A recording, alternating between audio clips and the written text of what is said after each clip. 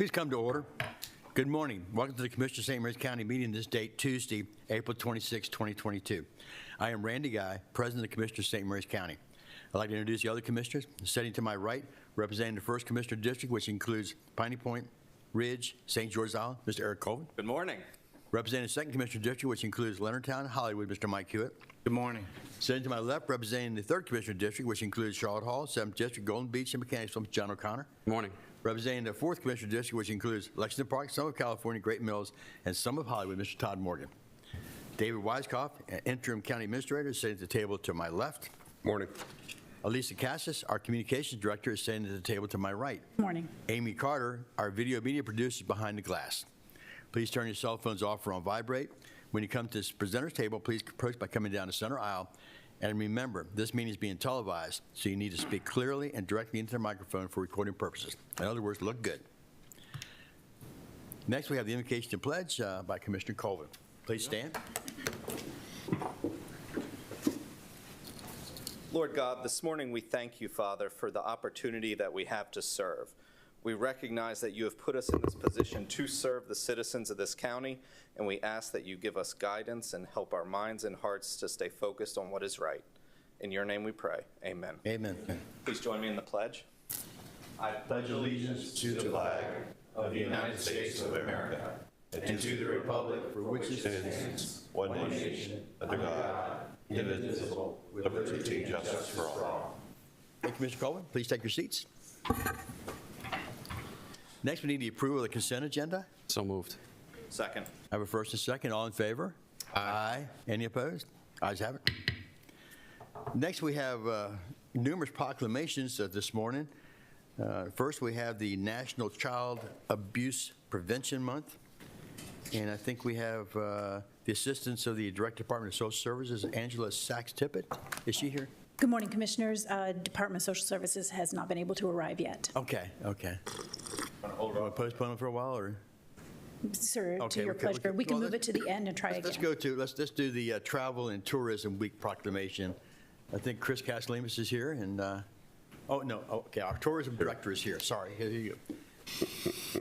Got this. Get you. Come on up. This is a new way of doing it. Where do you want me to stand? Right here in the middle. So we have with us Barbara Sapato, the Director of Visit St. Mary's. So thank you, Barbara, for being here. If you've ever been to any events in the county, there's a good chance you've seen Barbara there. She is everywhere. So this proclamation reads, whereas the travel and tourism industry has been a consistent driver of St. Mary's County's economy and workforce, and whereas robust travel industry provides significant economic benefits for the nation, generating more than $2.6 trillion in economic output and a $51 billion trade surplus to the U.S. prior to the pandemic, and whereas travel has been the foundation of a healthy workforce, serving as one of the largest private sector employers in the U.S., supporting 17 million jobs, and whereas spending by travelers to St. Mary's County has aided state and local governments alike, generating $38.9 million in tax revenue in 2020 to support essential services and programs, and whereas travel and tourism dependent businesses and organizations, 83% of which are small businesses, are responsible for welcoming visitors to visit St. Mary's County, and whereas over the last 2 years the coronavirus pandemic devastated every sector of the travel industry with staggering declines affecting every community in the country, including St. Mary's County, and whereas the rebound of travel has begun to drive the rebuilding of the U.S. economy and American workforce, and whereas the travel and tourism industry will revive St. Mary's County and the United States and drive us forward to a more prosperous future, now therefore we, the Commissioners of St. Mary's County, do hereby proclaim May 1st through 7th, 2022 as National Travel and Tourism Week, and invite all citizens and visitors to support the numerous small businesses and historic venues that form the heart of the St. Mary's County travel and tourism industry. Any words you'd like to say? Well, 1 year ago, I stood here for this was the first thing I did in this new job. A year later, I feel a little more sure of myself, and I'm happy to report that the tourism community here in St. Mary's County is ready. People are starting to come back, and we are more than excited to welcome everyone to Maryland's original destination, St. Mary's County.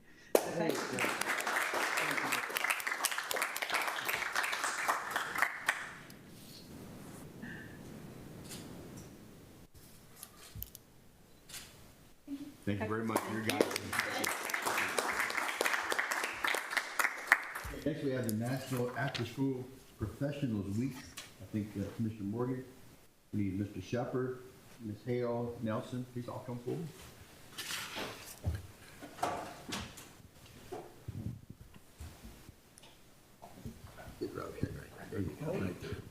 Good morning, everybody. Today we're going to honor and recognize the After School Professional Appreciation Week, and for all that you don't know it, many of the programs that we have here, we realize that children have to have something to do after school, and Recs and Parks and other parts of our community really step up for this. So we want to recognize those today. Whereas the citizens of St. Mary's County believe that after-school professionals, those that work with children and youth in a wide variety of program settings to provide extended learning opportunities during out-of-school hours, have a positive effect on our children, families, communities, and businesses. And whereas after-school professionals are a decisive element in a child's access to high-quality relationships and expanded opportunities beyond what they have access to at home and at school, which they need to reach their full potential. And whereas after-school professionals deserve appreciation for all that they do for children to enhance their education, promote physical and emotional health, provide a safe environment, expose them to new experiences. And whereas St. Mary's County is committed to supporting the professionals who provide expanded learning opportunities that will help close the achievement gap and prepare young people to compete in the global economy. Now, therefore, we, the Commissioners of St. Mary's County, do hereby proclaim April 25th to 29th, 2022, is After School Professionals Appreciation Week in St. Mary's County, and urge the citizens of St. Mary's County to join us in this special observance with appropriate events and displays of appreciation. Today, thank you very much.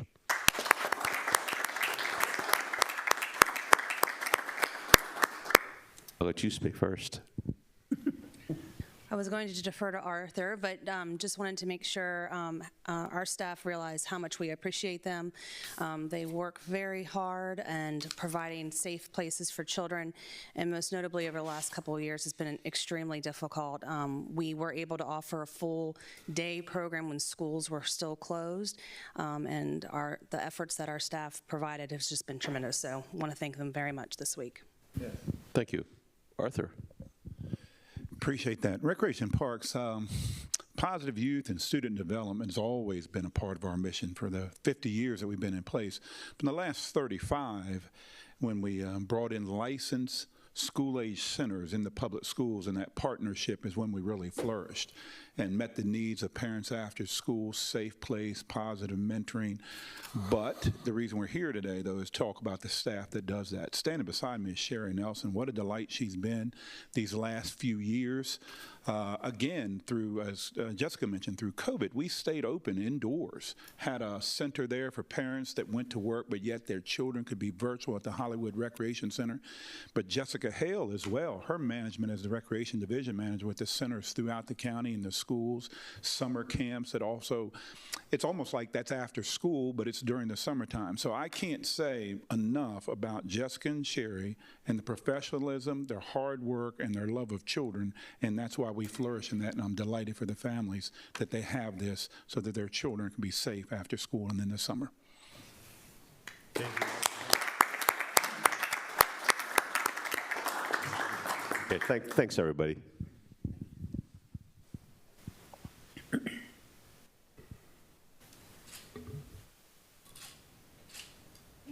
Thank you. Thank you all very much.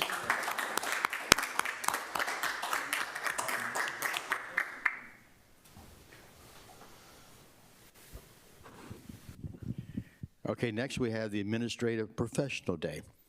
I think my diverse directors, Catherine Preston, and maybe David, you want to come up too, since you're part of this? Good morning, Commissioners. Good morning. Good morning. Whereas the administrative professionals play an essential role in coordinating office operations of businesses, government, education institutions, other organizations, And whereas the work of administrative professionals requires advanced knowledge and expertise in communications, computer software, office technology, project management, organization, customer service, and other vital office management responsibilities.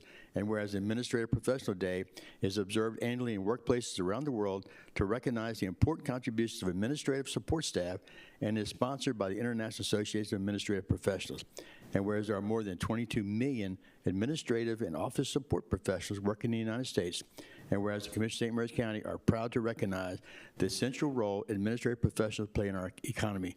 Now, therefore, be it proclaimed that we, the Commission of St. Mary's County, do hereby proclaim Wednesday, April 27th, 2022, as Administrative Professional Day.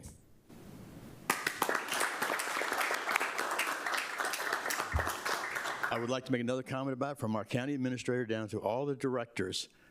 They're the ones that really administer to the county and provide the services we need to do. The county, as we as commissioners, we might say that the legislative branch, but it really falls on the county administrator on what happens to the rest of the county and all of our police. Now, I want all the division chiefs that are here today to please come forward, because you are the directors. All of them come forward. We're going to be in the picture here, because you're the ones that are really making things happen in our county, and I appreciate that time. And do you or Catherine something to say? I just wanted to thank the commissioners for recognizing the administrative professionals within county government and within St. Mary's County as a whole. We are often the people that make the trains run on time and are very frequently in the background, but do important and valuable work. And for all of our staff, we so appreciate your contributions. So thank you. Absolutely.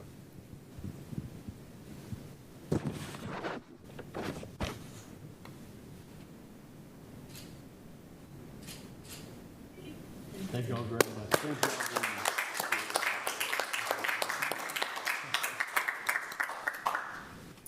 very much. Oh, sure. Okay, next we'll have Law Day. We'll have to do this day. Could I bring up the board of directors for the local bar association? Sure, bring them on up. Bring them on up. All the law professionals, please do come forward. Yes.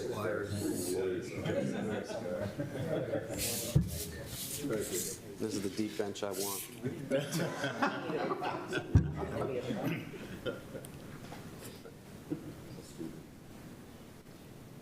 All right, we're all set? All right. Whereas the preamble to the United States Constitution mentions forming a more perfect union first in its list of purposes of the Constitution, and whereas for more than 230 years the government outlined by the U.S. Constitution has maintained representative government based on the rule of law, and whereas over the course of American history, the American people have made changes to their government, including formal amendments to the U.S. Constitution to fulfill the promises of the framers and guarantee rights. And whereas the United States has overcome great challenges in its history, including a civil war, 2 world wars in the 20th century, global pandemics, and periodic economic depressions, and whereas the United States, like much of the world, continues to experience great social change, including social movement for equality for women, ethnic and racial minorities, people with disabilities, and other groups, leading to the growing awareness of systemic sources of oppression. And whereas the creation of a more perfect union requires an educated citizenry that understands the rule of law and demonstrates engaging citizenship. And whereas the theme for Law Day 2022 is toward a more perfect union, the Constitution in times of change, we encourage all Americans to consider and pursue the roles that we all play in helping the United States achieve a more perfect union. Now, therefore, we, the Commissioners of St. Mary's County, do hereby proclaim May 1st, 2022 as Law Day. We urge everyone to observe this day by renewing their commitment to work to achieve a more perfect union that strengthens our democracy, defends liberty, and pursues justice.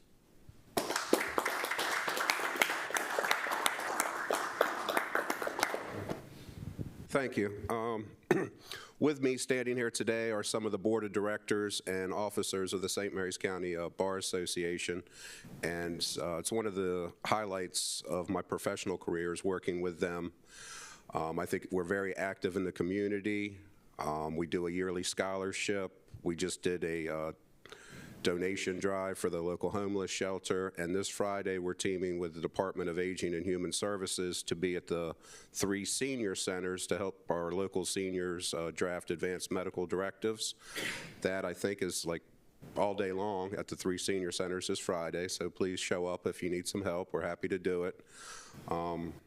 Otherwise, what we've talked about today, again, most law days, they seem to focus on the Constitution. It is the highest law of the land, and they focus on rule of law, and rule of law is such an American thing, right? That nobody's above the law, nobody's, below the law, that it's enforceable equally to everyone, and that it's independently adjudicated. That was the big thing with some of the Federalist Papers, right, with Alexander Hamilton. So thank you very much, Commissioners.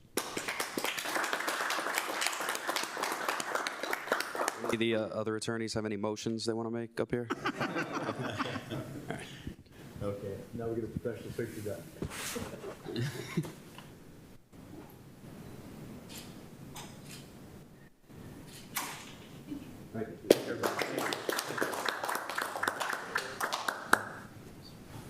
Okay, I think that's it. Oh, yeah. They're not here, okay. I understand. Well, okay, Mr. Hewitt has the National Child Abuse and Prevention Month. Unfortunately, by the child services, we're going to do it next time when we have somebody give it. We'll delay till next time? Yeah. What do you mean? We don't have anybody here. It's your pleasure, sir. Okay, we'll delay it till next time. It's not the same without somebody here. Great.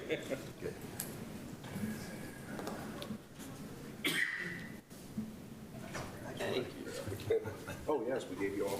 Yes, enjoy it.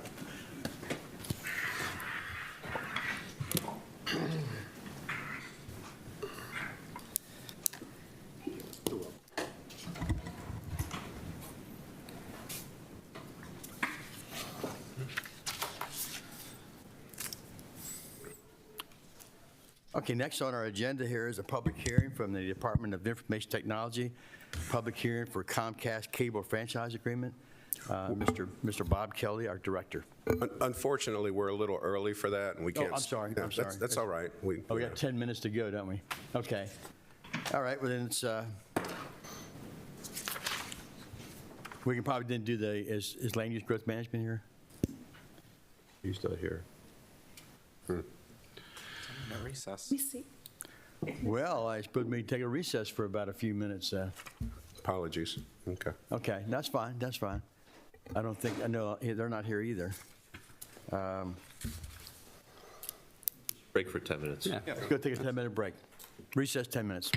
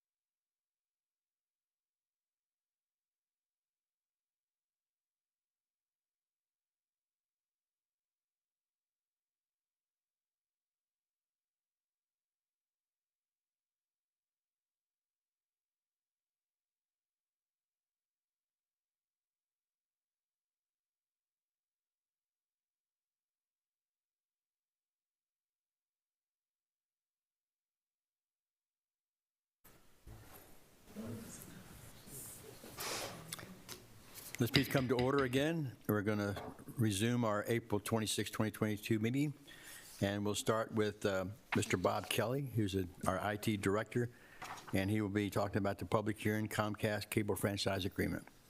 Turn it over to you, Bob. Thank you, Commissioners. Good morning, Mr. Weiskopf.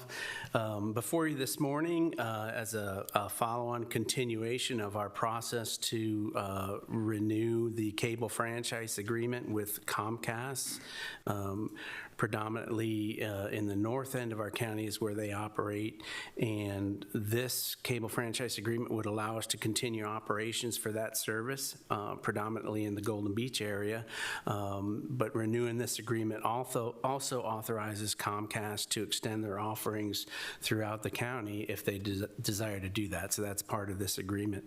The timeline for the public hearing processes, I was before you on March 29th requesting authorization to hold a public hearing. On April 8th and April 15th, there were public hearing notices in the local newspaper.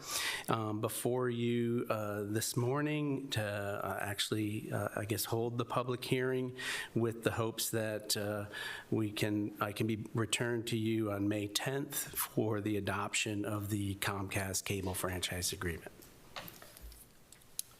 So, Mr. Kelly, just one question, just to clarify for anyone who might be watching. I know we repeat this a lot, but this franchise agreement in no way prevents other cable internet providers from coming into the county, correct? This is just to allow Comcast to operate, and we are more than welcome competition to come into the county. Absolutely, that's absolutely correct, Commissioner. And you know, the cable franchise agreement is specifically focused on cable television broadcast services. Okay. And I think that's a very important thing to, again, as we compliment you on answering 20 emails a week, and 20 more will start coming in next week again, because we've tried to explain repeatedly to the public that the cable franchise agreements are for cable television. Broadband is not included in what we regulate because that's by the FCC. But, you know, no matter how many times we say this and we repeat ourselves, the message still doesn't seem to get out there and get across. But thank you for what you're doing. Yes, sir. Thank you. Thank you. Any other questions, Commissioners? Okay, David Weiskopf will now provide the format for the public hearing. Thank you, Commissioner President Guy. Here are the guidelines for the Commissioners of St. Mary's County public hearing for Department of Information Technology Comcast Cable Franchise Agreement. If you wish to address the Commissioners via teleconference, please call 301-475-4200, extension 1234, to provide your name and address for the record. You will then be given an opportunity to speak to the Commissioners through the phone conference. All speakers who wish to address the Commissioners in person are asked to fill in the sign-up sheet located in the lobby of the Chesapeake Building. All speakers will be allotted 3 minutes to address the Commissioners. At the end of the 3 minutes, our Communications Director, Elisa Casas, will let you know your time has expired. We ask that you respect the 3-minute time limit in order to give all those who wish to participate an opportunity to be heard. This public hearing is being televised live on St. Mary's County Government TV 95 and the county's YouTube channel. If you should miss any part of this hearing, it will re-air on Channel 95 this Friday, April 29th at 7 p.m. and will remain available for on-demand viewing on the St. Mary's County Government YouTube channel. Citizens were provided an opportunity to address the Commissioners via video submissions, but since we did not receive any submissions, we will now begin accepting comments for those who have signed up to speak in person. Julie, do we have anyone signed up? No, we do not. Ms. Casas, do we have anyone who was called in? Mr. Weiskopf, Commissioners, it doesn't appear that we do. I'll check in with our call center. Thank you for calling in to participate in the Commissioners of St. Mary's County public hearing for Department of Information Technology Comcast Cable Franchise Agreement. May I have your name, address, and email for the public record? Good morning, Gabby. It's Elisa Casas. I'm calling to see if we have anyone on our teleconference line for the public hearing this morning. We do not. Thank you, Gabby. Mr. Weiskopf, Commissioners, we have no callers on our teleconference line for this public hearing. Thank you, Ms. Casas. Please note that the public comment period will remain open for 7 days until close of business on May 3rd, should the public wish to send an email to CSMC c@stmarysmd.com, or U.S. mail to P.O. Box 653, Leonardtown, Maryland 20650. Commissioner Guy, that concludes our public hearing. Thank you very much. Remember, this is open until 10 days from now. Is that what it is? 7 days. 7 days. Close of business May 3rd. So thank you very much for the public hearing. Closed. Thank you, Commissioners. Thank you, Mr. Kelly. Thank you. Yeah. Next on our main agenda is the Department of Land Use and Growth Management. Uh-oh, we're so early on that too, aren't we? Yes. We can go ahead and go? Okay. The Department of Land Use and Growth Management decision on the request to amend the comprehensive plan land use map to change the land use from rural preservation to rural commerce, and to change the zoning from the rural preservations district to the rural commercial limited zoning district for property located at 41170 Oakville Road, Mechanicsville, Maryland. Mr. Bill Hunt will will be presenting. You got it, Bill. Thank you, Mr. President. Good morning, Commissioners. Mr. Weisskopf. I'm appearing to request a decision on an amendment to the comprehensive plan land use map to change the land use map category from rural preservation to rural commerce, and to change the zoning map from rural preservation district to rural commercial limited zoning district for property located at 41170 Oakville Road, Mechanicsville. The public hearing on these amendments was held on April 12th, 2022. The attorney for the applicant spoke at the public hearing, and there were no other comments from the public, and no written correspondence was received. The Planning Commission considered this request at a public hearing and recommends approval by a vote of 7-0. That's my presentation, unless there are any questions about this. I move to approve the amendment to the comprehensive plan land use map to change the land use from rural preservation to rural commerce, and to change the zoning from the rural preservation district to the rural commercial limited zoning district for property located at 41170 Oakville Road, Mechanicsville. Second. I have a first and second. All in favor? Aye. Any opposed? Ayes have it. Thank you.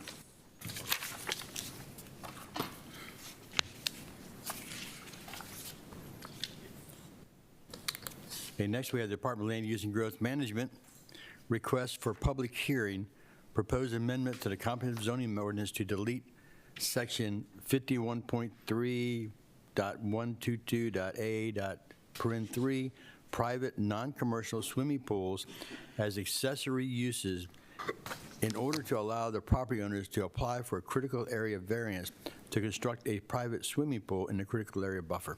Mr. Bill William Hunt. Director. Thank you again, sir. I'm appearing to make a request for a public hearing to consider an amendment to the zoning ordinance regarding private swimming pools in the critical area buffer. Currently, an owner who would like to request a variance from the Board of Appeals to construct a private swimming pool in the buffer is prohibited from even applying for a variance. I have a brief PowerPoint to explain the proposed ordinance that I would like to show, if I may. Please do. Ms. Casas, next one, please. The use, as you just mentioned, is number 122, swimming pool, private, non-commercial, A, accessory standards. I'll go through the 4 standards that are currently there, and then I'll emphasize the one that's to be deleted if the commissioners approve. Building permit shall be required. Next one, please. In-ground pools are required to have a setback. It's number 3 that you see underlined there. Swimming pools and associated decks and enclosures shall be prohibited in the critical area buffer. Variances for these structures cannot be granted. And then just to play out the string, next one, please. The 4th thing in the current ordinance that won't be changed is that the swimming pools are not permitted in front or street side setback areas. So then the next one, once again, to show that this is what the proposed ordinance would do. It would strike this part of the ordinance. And if that is approved, the proposed amendment, if passed, would allow an application for a critical area variance. It does not mean that the variance would be granted. Next one, please. About a year and a half ago, one of these requests came to the department, and we sent the application to the Critical Area Commission staff, and they responded on that particular request after noting that our ordinance prohibits it. Then they went on to say that even if the St. Mary's County Code did not prohibit the proposed swimming pool, this office opposes the variance for buffer disturbance because the request does not meet the variance standards. In other words, there's still a high bar to establishing that an owner meets the standards for a variance if this is removed from the ordinance. It's not an automatic by any means. Why don't you explain that a little bit better to us? I'm sorry, in what way? Explain, I mean, this is one of those gross, to me, an inadequacy. A person owns property, he wants to put a pool in, it has to meet certain standards, but they're saying that, you know, it could be in a 1,000-foot buffer.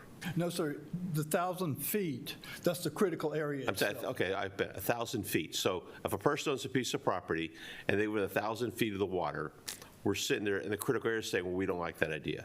Only within the first 100 feet, or the expanded buffer if it has to go more than 100 feet from the body of water that the critical area. And what if a boundary is. pool already exists that wants to be refurbished? If it's repair of something that's already there, that's just maintenance, and that can take place. If it's an entire replacement where you have to do disturbance of the ground around the pool, that requires a variance.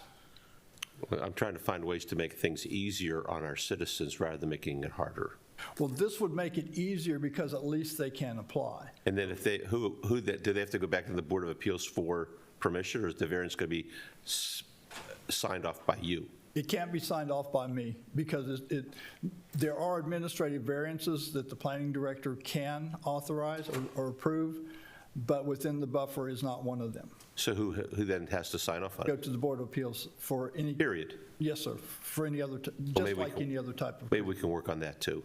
So how, variance. the question I have, since we've had this on the books and I've noted, is how do we have, you know, you'll see on like Google Earth or anything like that, pools that are on the riverside or within those areas, they're just not in the critical area, or is it specific saying that it can't be within 100 feet of the water?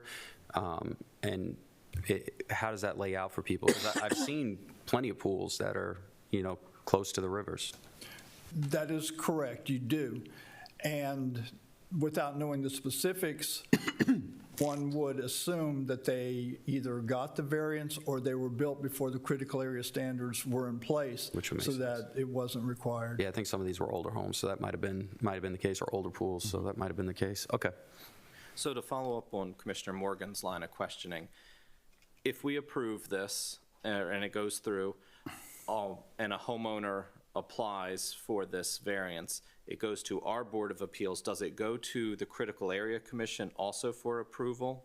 What happens on all critical area variances is that when we get the application in, we are required by state law to send a copy of that application to critical area staff, which is different than the critical area commission proper. It's the people who work for them just as I work for you. And they will write a comment letter that comes back before the hearing with the Board of Appeals. The opinion of the critical area staff is always included to the Board of Appeals so that they will have it for reference. Whether or not the Board of Appeals will consider it as part of the package that they get. But because it occurs before the public hearing and there's been no fact-finding by the Board of Appeals other than the written documentation, through the public hearing process, the Board of Appeals may have testimony or get other facts that in the case, we'll say, of a critical area recommendation for denial, the Board of Appeals might collect other facts that say, no, in fact, we find that it does meet the standards, in which case the Board of Appeals will vote approval for it. Then within 10 days after the order is signed by the Board of Appeals, which generally is 30 days after the decision is made, that order has to be sent to critical area staff, at which point critical area commission or critical area staff, I'm not sure which because I haven't had to deal with an appeal, but regardless, it goes to the critical area commission and they have 30 days to appeal the decision if they disagree with the way the Board of Appeals made that decision. Who would they appeal it to? They would appeal it to court. Okay, but they, as a body, do not have the authority to prevent it from happening. It comes back to our Board of Appeals or court. That's true. Now, Mr. Weisskopf might interject something in here as to the strict meaning of some of those terms, but from a layman's perspective and somebody who deals with this but is not an attorney, the Board of Appeals has the authority to make that decision. And all that the Critical Area Commission can do is object to that decision if it doesn't like it. Okay. And then, final question. This is one of those weird cases where we are more restrictive currently than the rest of the state, or what the state law requires. So I would assume that there are other counties around the state where this appeal is possible, is allowed already, and the swimming pools have been granted in critical areas. I'm sure that's the case without looking into it. You're right. The first part is the critical part, to overuse that word. Since we don't allow anybody to even apply for it, in our local ordinance, they can't even apply for it. Whereas when that language is removed, someone can apply for that kind of a variance. It would be treated like any other kind of a variance for disturbing the buffer, whether that be a porch or a deck, a house expansion, anything that goes within the 100-foot buffer or the expanded buffer requires a variance. And this would allow a swimming pool to be treated in that same fashion through our local ordinance and through the critical area law. Go back on my previous statement, one additional question. So big hypotheticals down the road, this happens, Board of Appeals approves it, would the homeowner then be required to do some kind of mitigation for the disturbance in the buffer? Yes, sir. Every variance that's granted requires, I believe it's 3-to-1 mitigation, which is, it's hard to describe that in words, but in essence, you have to plant a certain number of trees, shrubs, ground cover within the disturbed area according to a formula that's been determined and adopted by state law. Okay. And that gets multiplied, and then the homeowner is required to plant that and maintain it if the variance is granted. Very good. Thank you. Mr. Hunt, tell me, there's two buffers involved in the critical area. There's one's the 100-foot buffer, which is something that people cannot do any construction in at all. Is that true? No, sir, that's what this would do. This would allow for a variance to do construction within that 100-foot buffer. Okay, so you'd be allowed to put a swimming pool in a 100-foot buffer? If a variance were granted. Okay, so I know that's what it meant. I just wanted to make sure I understood it correctly. So tell me, when somebody like Chris Susante at Morris Point Restaurants wants to put a 20 by 20 tent for 8 chairs and 2 tables, seasonal, you came out pretty strong against that. I know the Critical Area Commission got back and said it could degrade the water. Now, if these things are constructed in a 100-foot buffer, and I'm not opposed to it, but I'm just about fairness. What I don't understand is you're going to construct something in there, the critical area is probably going to oppose it because it's going to have some degree of concrete or something or some impervious surface. So with that said, I remember listening to you on YouTube talk about the interrelationship between the county and the Critical Areas Commission, that the Critical Areas Commission can, in fact, deny, or staff can, in fact, write a letter that they will deny it, and they may show up at the Board of Appeals meeting to testify against the application. Board of Appeals does not have to rule in that regard, and Critical Areas Commission can take the application or take the county to court if they do not agree with what the county has approved. Is that true? Yes, sir. Okay. With that said, you talked about the interrelationship again between the county having to enforce the critical area rules that the Critical Area Commission puts out. Now, I'm a member of that commission, and honestly, we do not see what staff does between the Critical Areas Commission staff, because we do not actually work for the Critical Area Commission. We're just appointed by the governor. And the point is when that staff comes back to the land use staff at the county, we don't see those things unless we're copied, and I don't remember any instances where we've been copied before.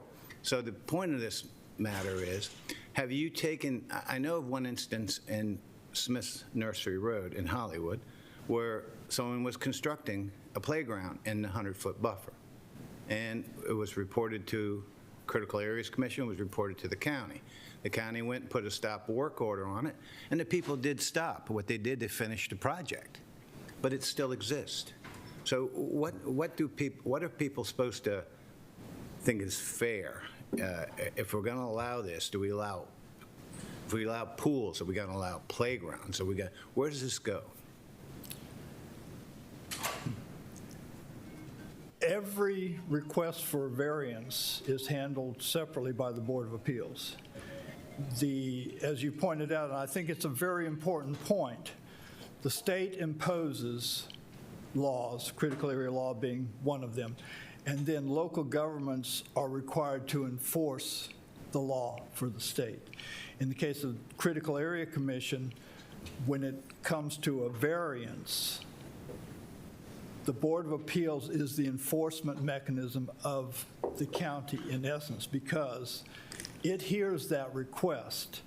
It will have the letter from the Critical Area Commission staff that says either they have no objection, or if the Board of Appeals finds that the standards have been met, mitigation has to be such and such, or in the case of the Morris Point Restaurant and several others that have been heard recently, the letter from the Critical Area Commission staff in essence says, in our opinion, we don't think you can grant this variance. It just doesn't meet the standards.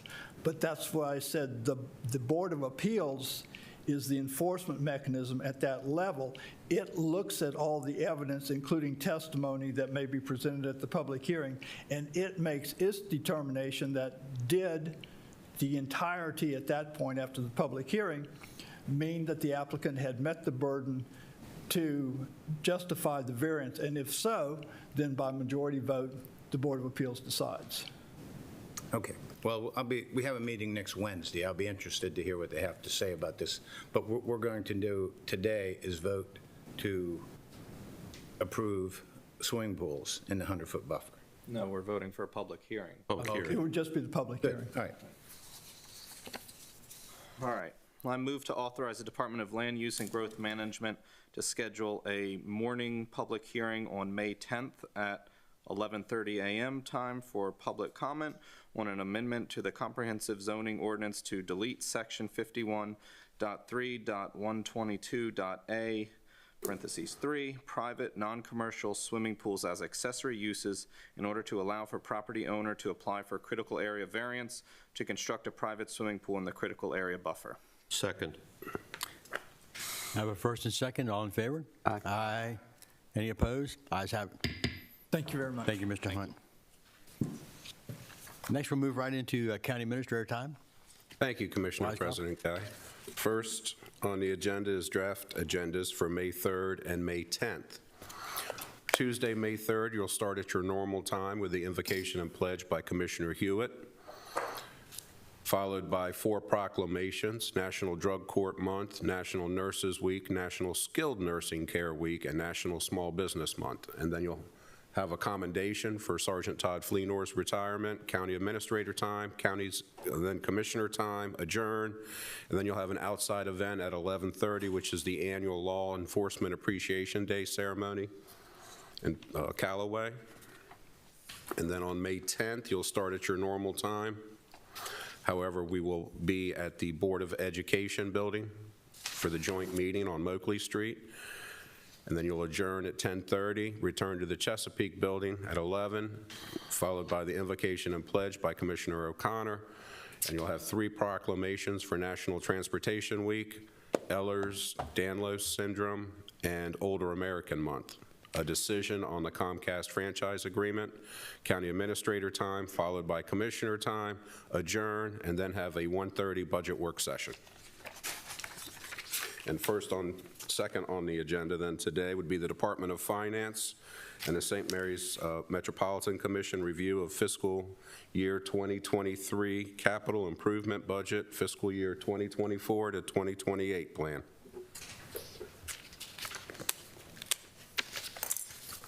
Good morning, Commissioners. Good morning. I have with me Metcom here to present their review of their FY 2023 capital improvement budget and the plan FY 2024 to 2028. George? Thank you. Good morning, Commissioner. Good morning. Good morning. I have with me today Patty Stigman. You're familiar with Patty, our Chief Financial Officer. And Ms. Hollander, our chief engineer. There's a transmittal, I believe, in your packages dated April 11th, transmitting the budget over to you. This is very similar to the package that you saw last year. We've made very little changes in the CIB. It reflects about a $2.1 million increase on water projects and about a $1.4 million decrease, so the net is pretty much nil. We've stuck to our plan pretty well. In short, one of the things in your packages that you'll note is that we're proud of the fact that we have not only adhered to our debt policy, but we have also achieved all of our performance measures in our debt policy, and Patty will talk a little bit more about that later. In fact, when you look at our outstanding debt, we were able to lower that over time. In 2026, which was our highest proposed debt last year, we've lowered that down to about $101 million, and that would be not only our existing debt, but of the proposed debt as proposed in this draft CIB. So that's about, if I do my math right, that's about $14 million less than our self-imposed cap, and about, what is that, $40 or $50 million below our newly legislated debt cap. So we're in really great shape as far as being able to have the authority in case there's ever an emergency or a large project that is not planned comes to fruition. And the example that we use, Commissioner Morgan, as you recall, if something drastic were to happen to the Marley Taylor facility, we need to be in a position, even if it's FEMA eligible for reimbursement, as the commissioners know, you have to expend that money before you get reimbursed. If you have no authority, then you're unable to do that. The Metropolitan Commission intends to not utilize its legislated cap and intends to stay well below its $120 million cap from a couple of reasons. Affordability would be the primary one to our customers, and also just the ability to get the work done. It's nice to put projects on the books, but if you can't get them accomplished in the time frame, you really don't need to have them in the capital budget. Today, we have a couple of other things we wanted to point out. Since we saw you last, we've done a lot of things at the Metropolitan Commission. We've completed an energy audit to look at all of our facilities. We spend about $1.2 million in electricity a year, something we need to look at to see if we can do a better job. We're doing actually a really good job, and there were very few recommendations for improvement on the electric side, so we were very pleased about that. We were required to do a risk and resiliency assessment on all of our water facilities. That assessment looked at several factors from the outside, well, internal threats, cybersecurity, malicious or malevolent, I keep mispronouncing that word, acts of terrorism, basically, and are our water facilities and the water supply protected for the general public? There are some recommendations there. In general, we're doing a very good job with the security and safety of our facilities. It included some emergency response plans as well, which we're transmitting over to emergency services to include as part of the countywide emergency response planning effort. And we also just finished a facilities plan, looked at all the growth areas in the county and what it is we needed to do from a planning standpoint, from a growth standpoint, from an expansion standpoint, and we're presenting that to our board this Thursday, and we'll obviously come back to you and share that with you as well. And we appreciate your invite on the comprehensive plan. We have several individuals providing input on the comprehensive plan. Heather over at the Health Department and the Metropolitan Commission are teaming up our comments because we work hand in hand. Health Department is the private side, your well and septic, we're the public water and sewer, but there's that gray transition area in between. And if people need to connect, whether they have failing systems or they'd like to connect, we want to be in a position that we offer that up to them. With that introduction, we have several projects that are highlighted in yellow in your packages on tabs 1 and 2. There's a summary of the changes. We like to highlight projects in yellow, really just to point them out because they are changes from the prior year. We're fortunate that we've had the same board here for the past 4 years, and it's been a pleasure working with you. I know next time we come back, and the composition may be a little bit different, so we've really enjoyed working with you, and I'd like to also thank you on behalf of the commission. There's one project near and dear to this entire board's heart. That's St. Clement Shores wastewater treatment plant expansion. That is now under design. We were able to return some of the ARPA money, I think a little bit over $1 million. We'd like to thank you for stepping up to the plate along with our board. We offered up our reserves. You offered up some ARPA money. When we went to the state came back and said, we've got really good news. Over $7 million of this $10 million project is going to be grant funded. and that's why we were able to return some of the ARPA money. But without your leveraging and supporting the project, I don't think that would have happened. So we really, our hats off to you for stepping up with us on that project. So that project's under design.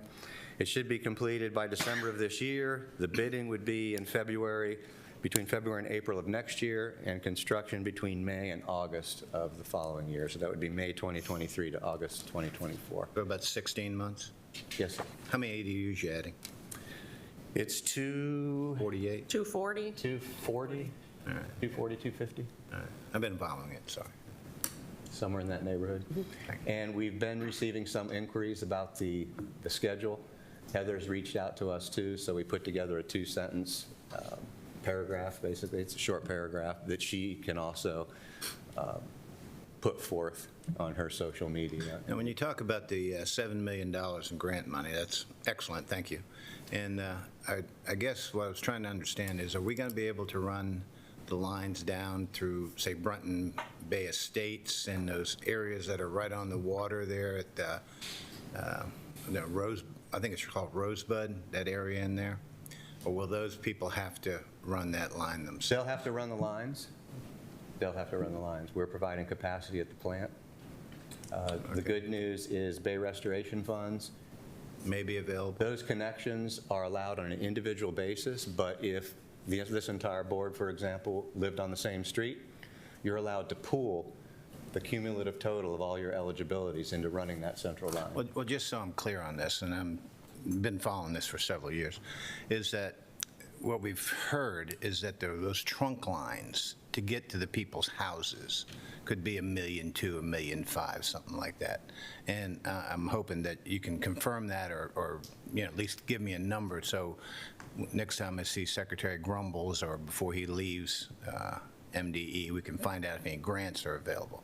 But the key is, when people finally have that trunk line running out there and along the road and they got to run their houses to it, they need that $20,000 Bay Restoration money to get to that line, because that's about a $30,000, $30,000 connection.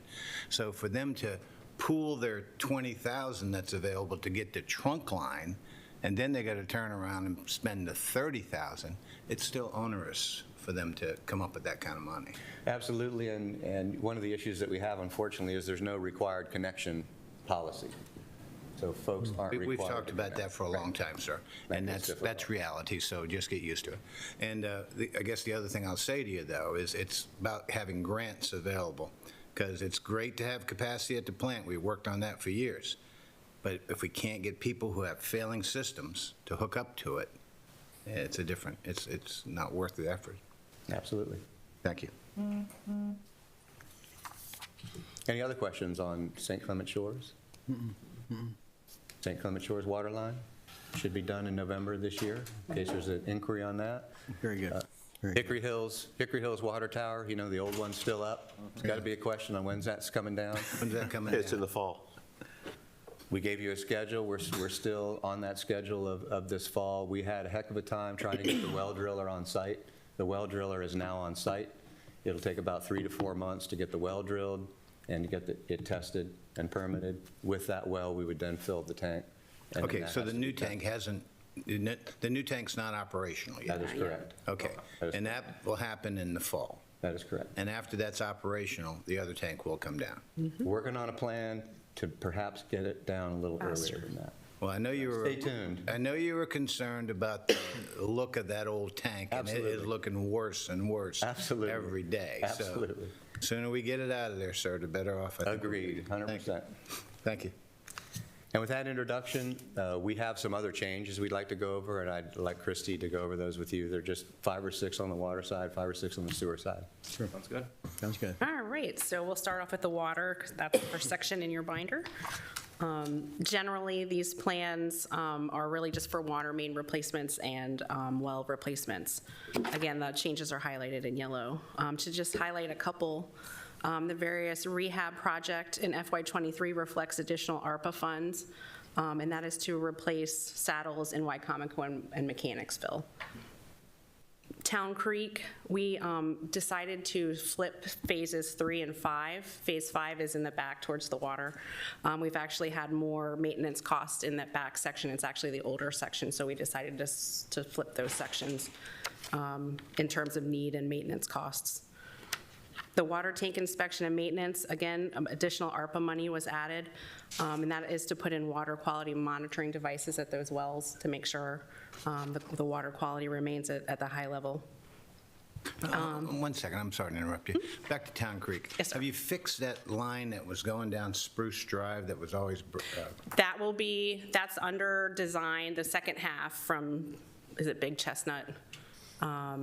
And then the rest of Spruce. So once phase 2 is under construction, hopefully this summer, then we'll that'll be finished that section, and then you can I think we move hear a through lot it. about that from people who have low Yes. water pressure. Yes. Thank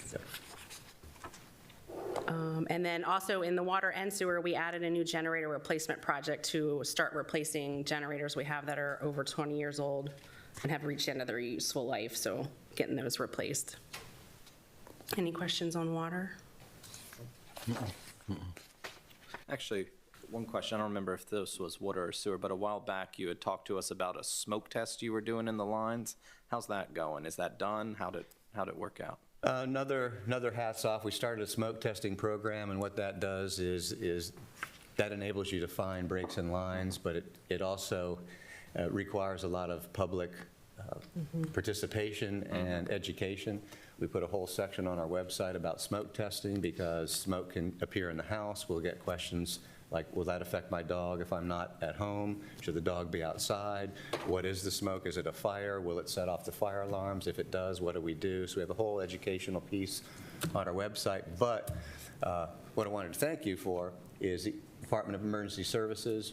We put a signboard out, electronic signboard. Ours was broken down. We put that up in the neighborhoods ahead of time to let people know, similar to what State Highway does when they're doing night improvements. We put those message boards up in that community at the entrance and exits, and that was very helpful of what it was we were doing. So that program is ongoing. We hadn't smoke tested since 2014, and that should be something that you're continuously doing.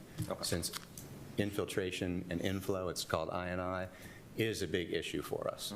When fresh water gets into your sanitary sewer pipes and you're treating fresh water, you're wasting time, you're wasting effort, you're wasting capacity, you're wasting chemicals.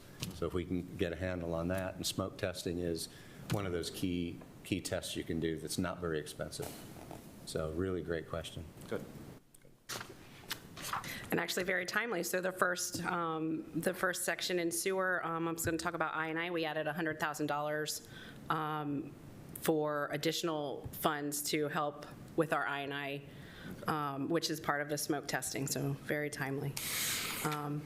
Again, we added the generator replacement program, again, to replace the generators that are 20 years or older. Forest Run was moved out 1 year. That gives us some time to do our Piney Point wastewater treatment plant feasibility study to see if it's feasible for us to change Piney Point pump station over to a treatment plant. That will take the capacity out of that Forest Run pump station, so we want to get that done first before we move forward with very costly upgrades to that pump station. St. Clement Shores wastewater treatment plant, as George mentioned, we added the ARPA funds, a $7 million grant, and we have $1.5 million in county grant and $1.4 million in METCOM funds. I want to thank you for your work with the homeowners out there, John Miles in particular and his group. They've been very happy with the notification, the information flow that's going back and forth. They have that Facebook page, thank God, and they've been able to notice everybody and work with the neighbors, so hopefully it's going better for you too. Yeah, thank you. The beginning is always you got to figure out how much communication is, and there's never too much. You can't do too much. Paving is being done every day. That is a big change. And there were as a result of that meeting, there were a lot of small changes in fire hydrant locations, interestingly enough. They appreciate that too. About 20 or 30 of them. So. Well, they had input on where it went, and they really thought they had no control over that. Absolutely. So thank you for giving them some Absolutely. No, always. No, and we appreciate, them passing the information along to the community. It helps us as well, so it's been great. I have a question for you, which is sort of off topic but close. Has there been any more discussion about trying to get water and sewer down to McKay's Beach, that area? I know that it's a little bit off the beaten path, but you have the line running up and down 249, and I know there's a lot of problems that residents have told me back there where it's just leaking into the river from the septics, and I just don't know if there's any idea or plans to possibly go down that way. I think in the county's comprehensive water and sewer plan, that area is to be served by a packaged treatment plant. I think that's supposed to be the solution. And the issue there is, where do you put the treatment plant?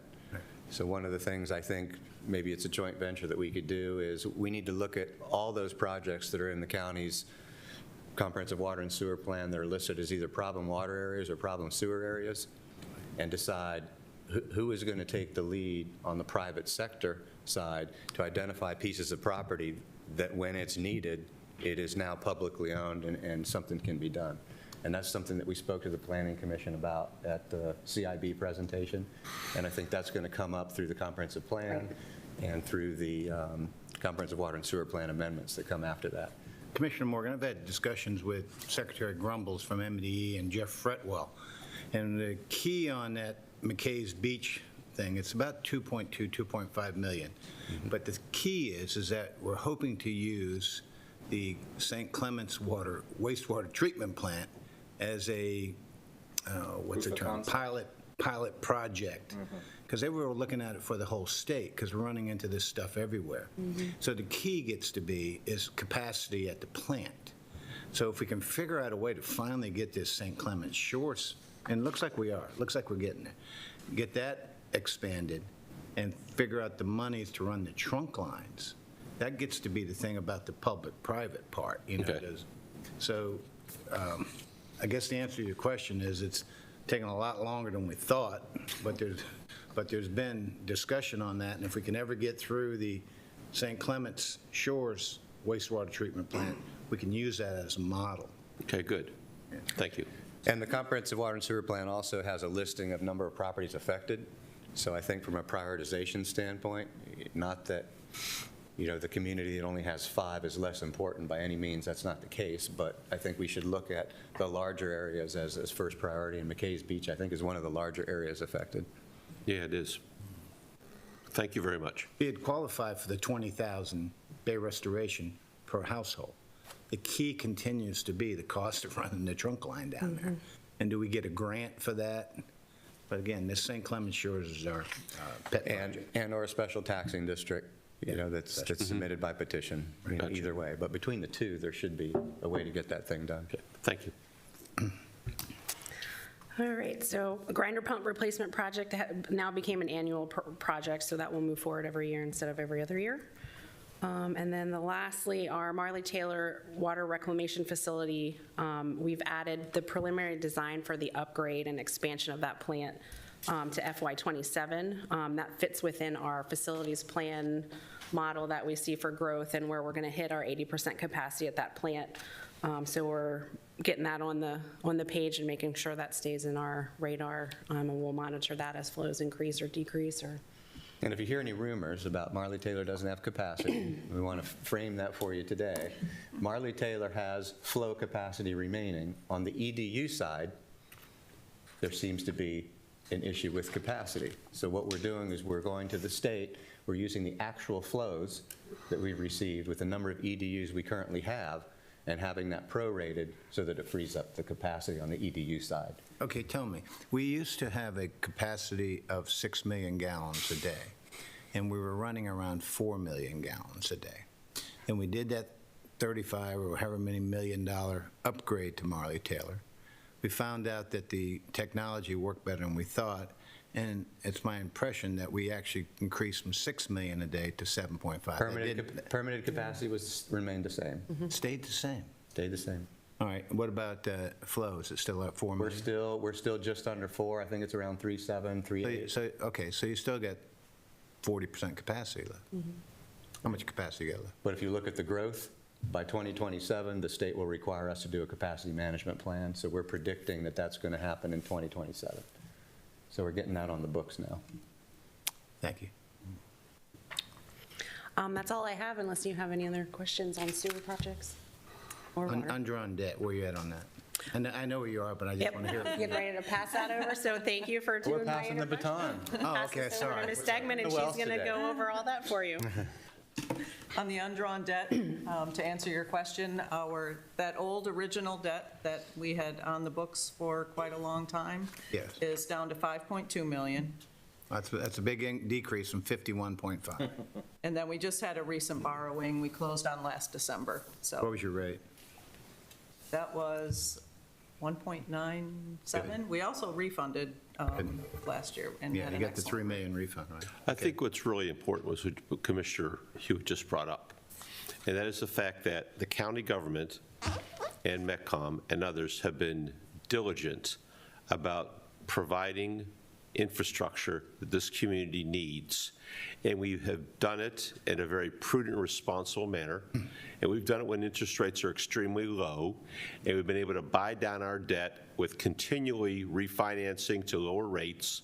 And now that we have achieved a lot of goals along the ways over the last 8 to 10 years or so, we've been very fortunate that we're not caught now in the Fed's, tightening process and interest rates starting to soar. And this county is in great shape for not only the projects that you guys are doing, but the projects that we're doing. And I think the community as a whole should recognize that any good business functions and does well when they invest when interest rates are low. And that is what we've done continuously here. And thank you very much, because I know Commissioner Hewitt was on your case for a number of years. You've resolved the problems. Commissioner Hewitt is, I think, much more satisfied with where we are. And I just want to say thank you. And I'll chime in and say, I am. And I will say, thank you. Now, I have to say that 51 million undrawn debt, again, water sewer is not very, excuse the term, sexy. It's not very interesting. But what I think the 17,000, not shareholders, but customers that you have, and I do have 6 of them, by the way, so I'm 6 of those 17, appreciate when we went from 51.5 million of undrawn debt to 5, we were at an arbitrage. I know that's a complicated term, but the interest that we were paying on that debt was over $2,114,000. I figured that out about 6 years ago with the help of that guy, Charlie Day at Department of Housing Community Development. Now we've reduced that. So the key is we've been able to get better rates, which save us money. We've been able to lower the interest. It's a better deal to the consumer. And finally, you're making improvements that need to be made. Look, I use the term, I'm happy, and thank you. If I could echo something that you were alluding to but didn't quite say, interest rates are one thing, low interest rates is another. But if you're borrowing before you need to, regardless of the interest rate, it's not necessary, because that does affect the rates. And I want to sit here and tell this board, we thank you for your support last December. In the new borrow, I think it was around $10 million. We closed on that in January at a very low interest rate. Every one of those projects, I think there are 10 or 11, are on the move, whether it be design or construction. It's a lot more financially responsible and efficient. And as a guy that understands that, I appreciate that. Thank you, sir. Good. Thank you, Commissioner Morgan. Thank you, Mr. Erickson. Thank you. And we've taken note from Jeanette that, METCOM now has a cash flow program that we don't have to borrow immediately annually on the approval of our budget. We have cash flow to support, and now we only What's that level? when we need to borrow. What level of cash flow are you using? Ours is, about 5 million. 5 million. Half. Okay. About half. No, that's not bad. Yeah. And then continuing with our charges, we have 2 main charges that fund our capital debt. It's the capital contribution charge. This is the 5th year in a row we're remaining flat. We don't need to increase that rate. The combined rate for capital contribution is $17,897. Thank you. For both water and sewer. And that's for residential, EDU, and for commercial, it's 1.2 times that rate. Listen, I think people need to understand, excuse me, that this is important stuff. Look, this capital contribution thing was out of control 6, 7 years ago. Not your fault. It was just kind of the way the debt was set up. But to do 5 years in a row of flat is look, it's great. It's good stuff. That's good. Well, it doubled between 2011 and 2013. I know, doubled I sat right here and watched it. 14 and doubled again between 14 and 50, I so know. I sat here and watched it, sir. you don't want to see the graph. No, that's what I was going to say. Can we just start our graph in We like 2019? ours the past 5 years. It's a straight line. And the capital contribution actually funds expansion projects. The system improvement charge, which is a monthly charge, the sewer rate is staying the same at $15.39. The water rate is actually going up 39 cents, so. They've been very- incremental, small. Yes, small. very minimal, which is great. And that keeps everything affordable for our customers. The average monthly bill will still remain under $100. That's always kind of our goal for our customers, to keep it under $100. Our operating budget is then funded by usage charges, so every 1,000 gallons of water. And prior, let's see, 2015, 16, Metcom was applying a flat increase of 3.75% for sewer and 3% for water. And we implemented a program to systemically reduce that rate of increase. So FY23, the sewer rate is increasing 3.4% and water is increasing 2.7%. Tell me, you used to have a calculation that you figured the amount of sewer predicated on the amount of water, i.e. if you took it in, you must have got rid of it. Right. But then we found out people may have been doing irrigation of their lawn or something like that. Did we ever figure out a way to mitigate that? We capped the sewer at 10,000. So At 10,000 gallons a month? Yes, sir. Oh, good. All right, how we did maybe that. I remember that, yeah. Yeah. Thank you. So if someone irrigates and uses 15,000, They get 5 for free. yeah. Did you have a prorated chart for those who are using irrigation? Or do you have a separate meter for those who irrigate? You can install a separate meter, the customer can, at their expense. And if they don't, do you have some kind of a prorated difference per 1,000 gallons or per 5,000 gallon? No, we just capped the sewer at 10,000. So you pay for the water. If you use 20,000, you pay for 20,000 gallons of water, but on the sewer side, it's capped at 10, assuming about 10,000. Well, some areas use a different prorated schedule. You either put a meter in for irrigation, or you have a different tier that they pay if you have an irrigation system, you just don't want to put a meter in. I don't. Right. Do you do something like that, or no? No? We looked at the past 2 years, we've looked at alternate levels, Right, right. like, it's 1,000, 5,000, 20,000. We've looked at the alternate level of a 10,000 on the water side, but it was less than pennies Yeah, we looked at of the impact. Tier 1 is 0 to 5,000. Tier 2 rates are 5 to 20. That's a pretty big gap. So we looked at 10 to match up with the sewer cap. There are so few customers, less than 6% of the customers, impacted by introducing an intermediate fee. We didn't want to be viewed as, not really gouging, but we didn't see the need to introduce an intermediate fee to pick up 6% of our customer base. Well, that's fine, that's fine. And the That's 10,000 cap on the sewer side seemed to be addressing that. But we did revisit that again this year. We do that every year. It may change. I'm talking Irrigation many years ago when I lived down in Charleston, they had a tier basis. You either put a meter in when you irrigated your lawns and whatever, or you paid a different tier. They knew you had irrigation in your yard, so you were on a different tier structure, or you put the meter in, which means run a new line. It was more costly than to stay on the tier. Well, you've got your car washing, pool filling, not filling all the way, but you've got pool filling. Sure. There are a lot of other exterior uses that are actually factored into our structure. Okay, our tier. good, all right. Good. And I think the last item was just our planned EDU growth. We are maintaining that at a 2% growth 2%. per year. Good. Tree DU number now.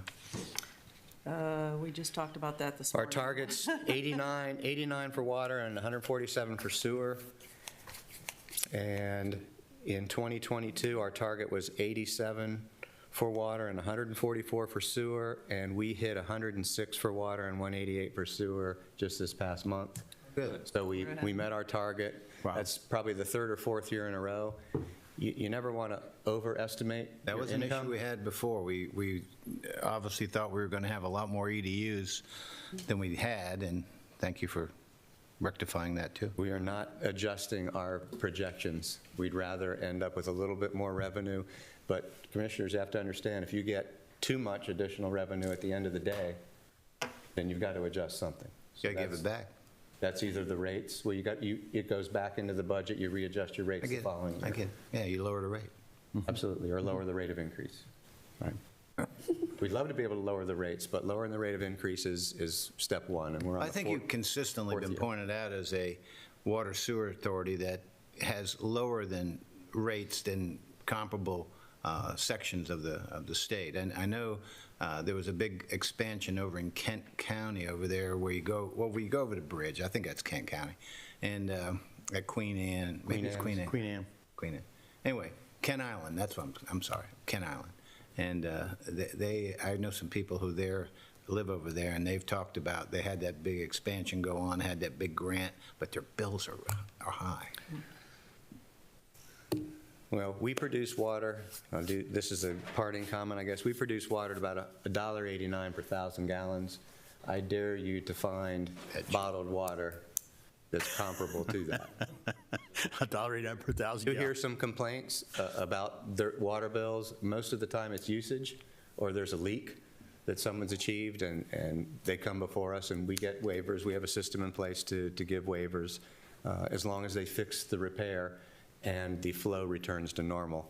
We give waivers on rates and fees, charges. So trying to be as benevolent as we can, but as fair and equitable to everybody. It's hard. We have a large expanse of population and a lot of folks that are remote. And my final thought here is climate resiliency. It's an issue. It's going to be an issue for the future, whether we believe it or not. Sea level rise as well. We have a lot of people on well and septic on the coastal areas as part of the comp plan review and the CWSP. A simple GIS effort would help out a lot. You can simply take the mean sea level, add that additional rise, and see what properties are impacted. That would further prioritize what communities we should target in looking at water and public water and sewer expansions in the future. And that's all part of the planning that's going on with your staff now. So we look forward to bringing some of that back to you.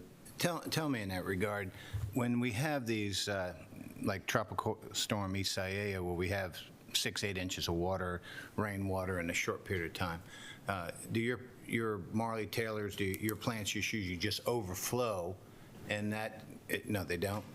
No, Okay. it doesn't overflow, but we see, and George can maybe fill in, but peaks of almost 14 million gallons per day versus the permitted 6. So you don't have an issue where, I mean, I've heard of this before, where it just overflows and raw sewage has to go. We haven't had any. There's lots of holding tanks. Secondary clarifiers, they're all things you have in place to prevent that. Now, the incident that everyone's read about by now that we had. Yeah, the one down St. George's Island. When we had down St. George's Island, that was an overflow from the wet well. We had pumped 495,000 gallons out that weekend to keep from overflowing. About 23,000 gallons overflowed. A pure result of inflow and infiltration as a result of grinder pumps taking that tidal surge water, and you know pumps work on a vacuum. So if your pump's underwater, what's happening to the tidal surge water? It's inundating the pump station. So what we have done down in St. George's Island to keep that from happening, we did 3 or 4 things. Number one, we raised the grinder pumps about 6 inches, put ventless lids on. Now we won't have that siphoning. So you won't have that issue that we had there with the oysters being poisoned? We will not have that issue from that source. We are putting in, as we speak today, we're putting in a pressure transducer down at the force main. What that would do, if you're familiar with SCADA, what it basically is an electronic way of sending radio signals to us, letting us know there's an issue at the pump station. If the pressure drops in a force main, that's indicative of a failure or a loss in pressure somewhere. Sure. We get that message immediately. We're out there ahead of the game, not at the end. So we've removed the I&I, the source of the overflow. We've put in early detection criteria, and we're also talking about replacing all of our valves with these PVC units that will prevent the bolts, believe it or not, the stainless steel bolts that are being affected by the high salinity and high acidity from deteriorating and causing breaks in the line. So it's safe to eat our oysters? Excuse me? It's safe to eat the local oysters? Well, absolutely. Good, thank you. Guess you and Mr. Bailey have a conversation. Will you and Senator Bailey be having a conversation about this? We did. We had one in December. I met with the Maryland Watermen's Association, the St. Mary's Watermen's Association. We met with some of the residents down there. We had several conversations with the state, and the proactive plan that we talked about was in place even before the issues arose. And to this day, on behalf of the commission, I'll argue that we're not sure that there was ever a nexus between the two events, and we'll just leave it at that. But the state's very pleased with our efforts here locally and is actually very pleased at how we responded. I want to thank Steve Walker also. We put some reverse 911 protocols in place. He was the new director. I went to him a couple of months ago and I said, let's update this. Let's get in accordance with COMAR. Let's work together so whether we have planned outages or unplanned outages on the water and sewer side, folks are able to get messages through the reverse 911. And he agreed to that. The health department agreed to that. That's another small thing in place. For all those watching, sign up for the Code Red system. It's an easy, nice way of being informed about what's going on in your community. Good. Very good. Thank you. Anything else, Commissioner? And we'll be back in May. This is a draft, so any questions that you have over the next month, send them by email, and you know me, if one commissioner sends a question, everybody will get the response. So we look forward to any questions you might have between now and then. Thank you. Thank you. Thank you very much. Thank you. Thank you, Jeanette. Thank you. Next up is the Department of Aging and Human Services for State of Maryland Emergency Rental Assistance Program, otherwise known as ERAP-2, and Ms. Lori Jennings-Harris and Cynthia Brown presenting, and also we have Ms. Sandy and Ms. Schreiber from the Housing Authority. Hi. Thank you, Mr. Weiskopf. Good morning, Commissioners. Morning, as just mentioned, we have Cynthia Brown, the Human Services Division Manager with the Department of Aging and Human Services, and Melissa Sandy to my left, who is the Program Manager with the Housing Authority, St. Mary's County, and Tamika Schreiber, the Deputy Director of the Housing Authority, is in the audience. So this is the second award of the Emergency Rental Assistance Program funding from the Department of Housing and Community Development. The first round of funding we received almost a year ago in the amount of approximately $4.5 million. The second award, which is before you for your approval, consideration of your approval, is $1.4 million for a total of approximately $5.9 million. Ms. Sandy is here to give you an overview of the program to date, or at least through the end of March, and then we'll address any questions you may have. Good morning, Commissioners. Good morning. ERAP-1 has been able to assist over 504 families, totaling $3,850,653 with rental arrears or utilities. Out of the 504 families, 7% were families with the AMI between 51 to 80%. 28% of those families were with the AMI between 31 to 50%. 62% of those families were with the AMI at or below 30%. Just real quick, can you clarify AMI? Area medium income. Okay, thank you. Currently, our ERAP balance, when I made this report, was $303,252. Since then, we have consistently continued to work ERAP applications, so this amount has gone down below $300,000. I'm sorry to interrupt you, but okay, so you had $4,515,000. You expended $3,856,000. So you're saying you only have $300,000. Less than $300,000 left of the $4.5 million. So the rest is encumbered, hasn't been spent yet? Correct. That we have less than $300,000 to spend in rental arrears or utilities. Are you doing anything for landlords or just for the tenants themselves? We are working. There are some landlords that we have worked with. We have one now that we're working with that have landlords could apply for their tenants, and this landlord did apply for their tenant, and we are working with the landlords to ensure that they get paid back rent that's owed to them. Okay, thank you. Yeah, Commissioner Hewitt makes an excellent point there. So we've been able with these funds to help 504 families, but it's also helping those landlords, especially the smaller landlords, the mom and pop landlords that are, during this eviction moratorium that took place, weren't receiving the income that they need to maintain their properties. And so, thank you. Correct. ERAP 1 has assisted families from the Charlotte Hall, Mechanicsville area all the way down to Scotland, with the largest assisted zip code is being Lexington Park. However, this is the largest number of rentals and apartment complexes in the county. We currently still have 499 families that are still in need of assistance. Out of the 499, an average family is asking for or is behind $3,972 for a total of still 1.9 million still needed in rental assistance alone. There's 395 families still in need of utility assistance, averaging $569 per family, totaling $224,000 in need of utility assistance, for a combined total of 2.2 million still needed in assistance. So there's still going to be more assistance needed than what the 1.4 is going to be able to cover. Tell me, we've heard people say that rents are so high. You know, just a condo in Wildwood can be $1,800 a month. Is there any limit on the amount of rent that you'll reimburse? As long as it doesn't go back, we can only go back up to 12 months. I guess my point is that is there a limit? If someone's paying $2,000 a month rent, There's no limit as far as what, as long as it's according to what the lease says. okay, good.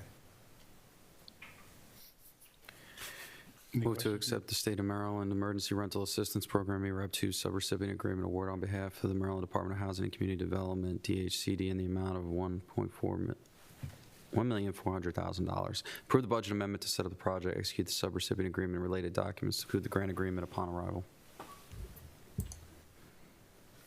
Second. I have a first and second. All in favor? Aye. Any disapprovals?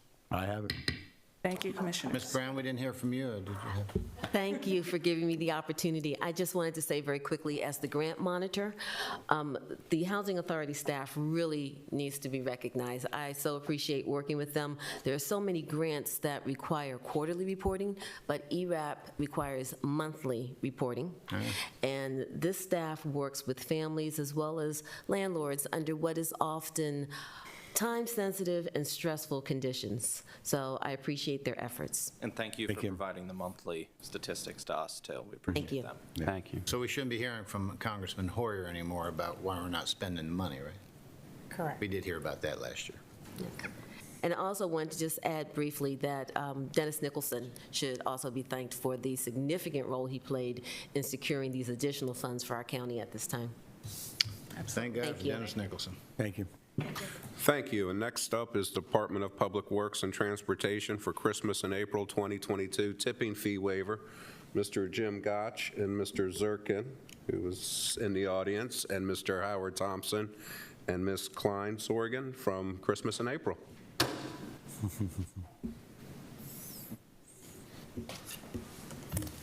Howard, weren't you just sitting here 12 hours ago? I know, Howard. Good morning. Morning. Morning. Good morning. That's this weekend, right? Who would like to start? Oh, I'll introduce it. And again, this is an excellent thing. We're here for a resolution for tipping fees for Christmas in April. So every year we have we ask the commissioners for approval to waive our tipping fees at the landfill, and we have both St. Mary's County and Calvert County, depending on where the trash goes. We offer slips of paper to waive the fees for that. And this year, we're anticipating 100 tons of trash again. And so that would be a total cost of $8,405 that we're saving the people who actually volunteer their time for Christmas in April. And I'll leave it up to you guys if you want to. Good morning. Good morning, Howard. Glad to be back in front of y'all. Just a short one. This is our 32nd year. Still have the nice T-shirts that we can give to y'all. We've done over 800 homes over the years now, utilizing over 43,000 volunteers, and between the repairs and the materials that we've gathered, been over $8 million, and that's all at no cost to the homeowners that we help during that time. Over 300 homeowners, that's combined husband, wives, families, that we help. And with the help of y'all, 100 tons of trash is a lot of trash, and we've gotten very coordinated over the years with y'all's help. Some of y'all are volunteers and been with us throughout the years. And we'd like to thank Mr. Gotch and his department. They've always been there for us. Mr. Nick Zirkin's here with us too, somewhere. He's here. And they've always helped us. I mean, been there. The hardest part at the beginning of the day is getting the things we need to get out of the way to start the project.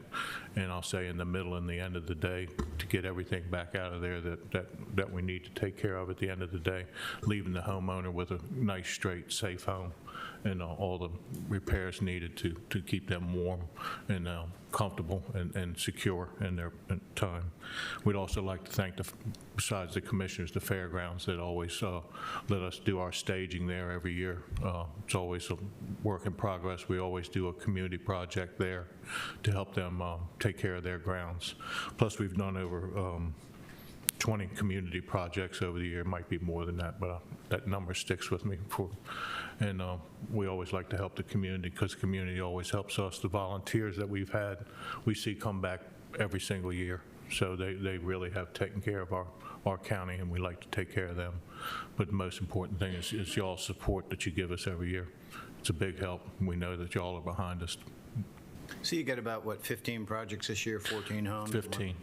Is that normal, or it seems like you used to have a little bit more than that? We used to have a lot more, but we've found after doing it all these years, we'd get stretched out, and then it would turn into more than one weekend. Yeah. And getting the skilled trades, that's the main thing, getting the skilled labor in there. That we can get 100 people in there with a 2-inch paintbrush, to paint during the day, but we have to have good carpenters, plumbers, electricians to help us with the main part. So we have found, I'll say, the last 10 years or so that we fine-tuned it down to a lower number of houses. We can get the project is better done, finished at the end of the day, better for the lower quantity, higher quality? Yes, sir. Yes, sir. So it does work that way. And we also our fundraising efforts. I mean, all the groups that have helped us over the years with COVID over the last few years and things, they haven't been able to raise the money that they would donate to us. So we've had to shift the way we get monies to run this project.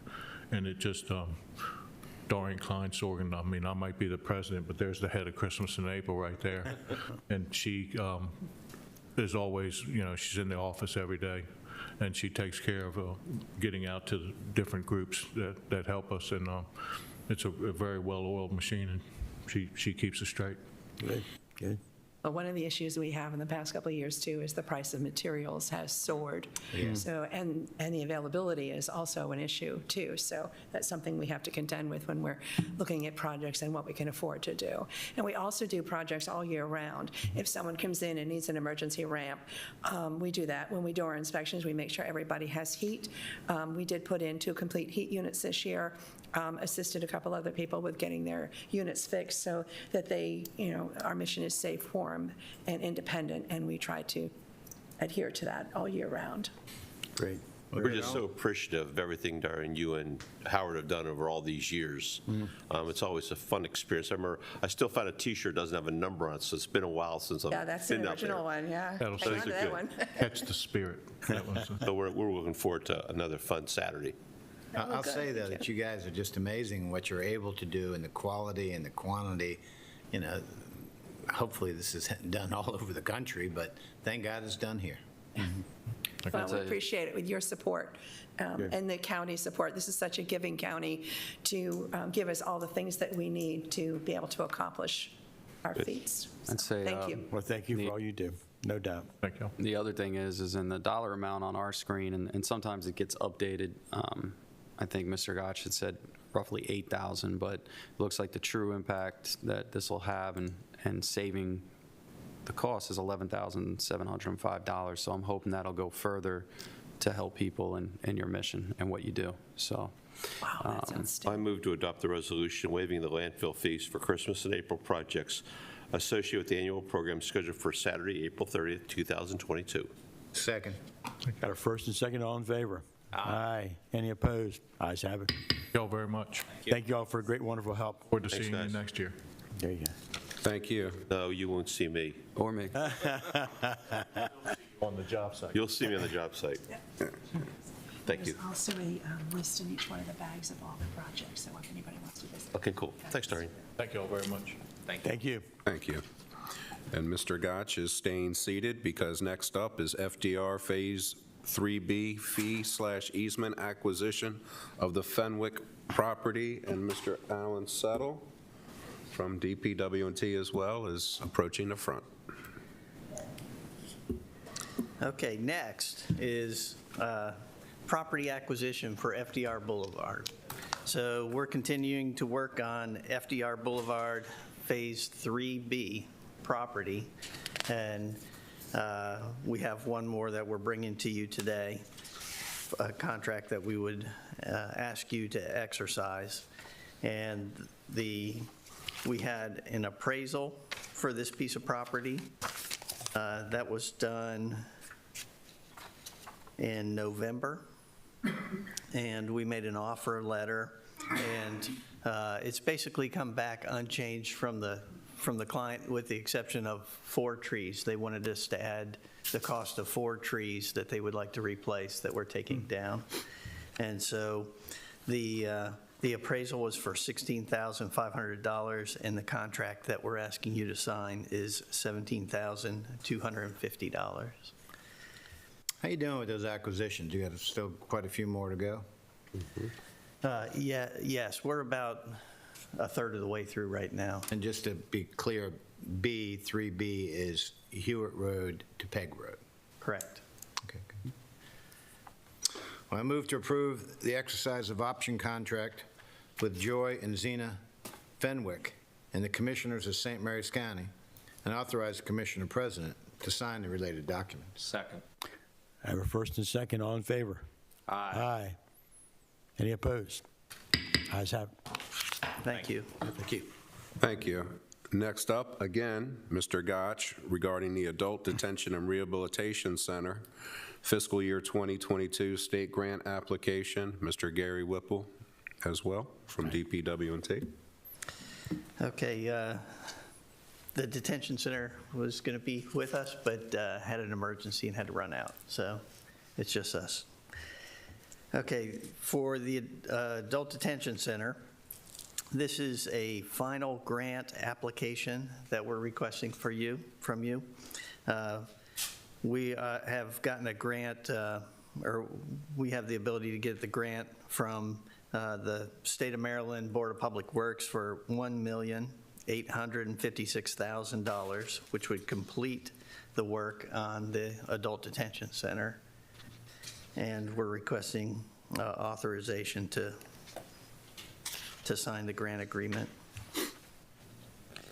Like a no-brainer, this will finally be done, right? Yes, we're working on the interior improvements right now in the detention center. The expansion was completed, and part of the problem of working in the detention center is you got to move people around as you do the improvements. So the work is phased. This last piece is phased in six different phases. So it's the HVAC and stuff like that, security systems that have to be upgraded, and it's done in piecemeal as we move people around. So the old jail, if that's the term I'll use, the part that was remaining will now have its air conditioning and everything installed, or just the new part we're talking about? That's correct. That's correct. Okay, yeah, so the place will finally be done. Right. The housing areas will have full HVAC, as was, that was the scope for the existing facility upgrades, that and the security improvements. Remember when I got here in 2014, was major American, with not Ward American at the time, was very interested in getting this done. And it's Sure. nice to be done in our lifetime. So just to reference Commissioner Hewitt's comments, I just really want to commend the board previous to me being here and this board for keeping this project going. I mean, in the community, we refer to it as the jail, but the official name is the Adult Detention and Rehabilitation Center. And the community needs to understand how important that is and just what an impact it has. And this is a good project that it's been a long time in coming, and the previous board and this board have pushed it forward to be able to get it done. And so thank you for your work with this. Thank you. I move to approve and authorize the Commissioner President to sign the FY22 state grant application and associated affidavits in support of the Adult Detention and Rehabilitation Center in the amount of $1,856,000 in accordance with the approved FY22 capital budget. Second. I have a first and second. All in favor? Aye. Any opposed? Ayes have it. Thank you. Thank you all. Thank you. Thank you. Next up is the Department of Emergency Services with an EMS staffing update. Director Stephen Walker presenting. Good morning. Morning. So I'll be brief. So just want to give you a little bit of an update where we are on a couple different parts of EMS. So, and we've got a PowerPoint, only a couple slides. Hang on it, not ready yet. So if you recall, in 2020 is when we started this, our initial plan was about 1,100 hours a week we were going to provide to the rescue squads, and now we are up to over 2,000 a week that we're providing, 61% increase, so the needs are continuing to increase. There's some really good news that we've got right now. The response time, and I think I reported this last meeting, it's about 7 minutes. So if you call 911, the average is about 7 minutes to get on the scene and get treatment started. So that's a very good thing to report. When you talk about basic life support, ambulance response, first slide, and I think it's important to put this out there. So when you think about this, when we look at these numbers, you know, the career county employees that represent you, we're running about 69%, and the volunteers are running about 31%. They do a great job. They're working very hard, but they just can't get the staff back. The partnership is there because we're certainly in their buildings and vehicles, but this is really where we are right now. And will it change? This has been consistent for a number of months, and I just don't know if we're going to get there. So, second slide. And then this is advanced life support. Again, this goes back even further back because we started in July. First month we were running about 68, 69%. And from there on out, we run around anywhere from 81 to 86%. There's quite a bit more stats that are in your packet if you'd like to look, that will tell you each of the rescue squads and what they've done, each individual one. But again, I think this was very important information to get out and let people see. EMS billing, so to date, make it very simple. We've collected $893,593 to date. That's what we have collected and is in the bank. So Charlotte Hall Veterans Home ambulance is due to be delivered Thursday or Friday. We're working hard to get the people hired. The way we will be deploying people is that they will, all of our EMTs will be working there, rotating through it. Good. We may have some that want to work that continually because it benefits them, and if it does, we'll assign that, but right now we're going to be doing that. So that will come on board, and then we've got outfitted with all this equipment, so I'm thinking within a week to 2 weeks, we should hopefully begin to staff that all the time. My staff went up to the Veterans Home, and they have given us a very nice location there for us to use for bunking if we have that need. For a day room, they're going to put up a little awning for our vehicle to be under, so they're working well with us, and I'm looking forward to that getting there. EMS billing and legislation. There is new legislation. I've been working with Mr. Hauser to make sure I truly understand the way it is, was written. If I understand this correctly, and I don't know if he's in the room, but that allows us to collect additional monies from Medicare, so that will bring in some additional monies. So I'm actually preparing a fee schedule that will come back to you to request for a public hearing, and then from there we'll go and then we'll come back to you and ask for approval. It may be a time where we might want to consider, do we increase fees? We know the incredible cost of this program, so do we want to increase fees? Still staying with soft billing so that it only goes to the insurance companies, but I will be coming back with that information for you. I think that's about it. Our biggest challenges continues to be trying to do the scheduling for staffing with hourly employees. They're not quite as accountable as the full-time. This weekend we had a tough time covering when a number of people would call off due to the nice weather, and we had to scramble to make sure we had paid crews out where we needed to be. So, but that's it for now, unless you guys have any specific Just a few questions. observations, Mr. Walker. First off, on the EMS billing, the $893,593, it's important to note that that is since the start of the program, and it was a slow start. It was. So that's not a true reflection of the number of months that it's been. That number will increase. So that's important to note. Also, your presentation to us today at our request, it's good. It's what we were looking to see for any of the volunteers who are watching. It isn't a us versus them, career versus volunteer. That's not what it's about. So I want to commend the volunteers organizations for requesting help when they need it. This is set up to support and ensure that ultimately what you pointed out first, the 7-minute response time, to ensure that people get an ambulance if they call 911, and that's what this board is really cares about and is important in protecting lives. So thank you. Thank you for those comments. I agree 100%. It is not intended to embarrass or do it. It is just what it is. That's where we are. That's what we're doing, but not intended in any way to slight anybody. So it was not. We have a good, and I will tell you, commingling, as you guys remember, was tough. It's getting a lot better. We really are working well together with the crews. It's just a change in the way the world is going. So, Mr. Walker, two things.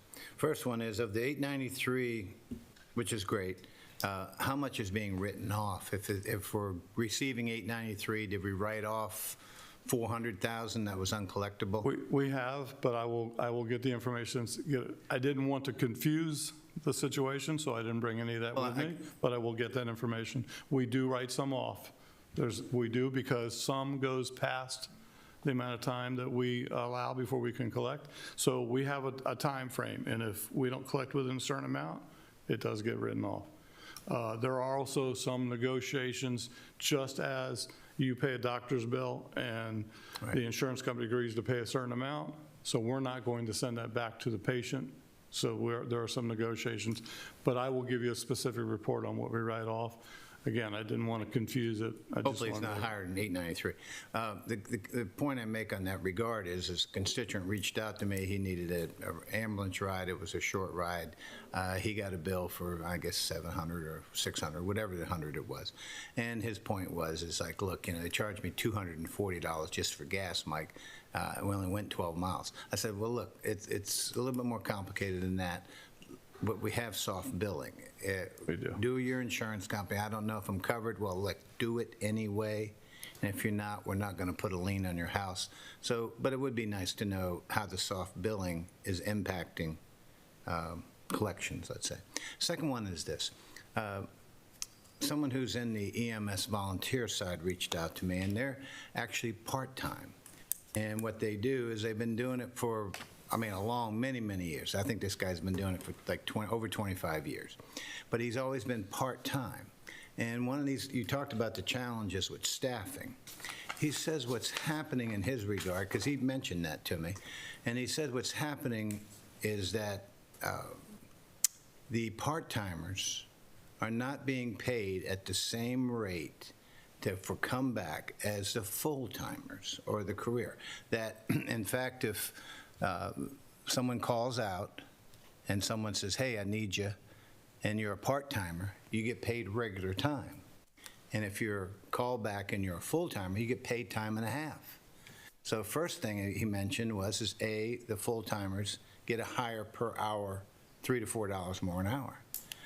Secondly, when they get time and a half, that's an increased amount.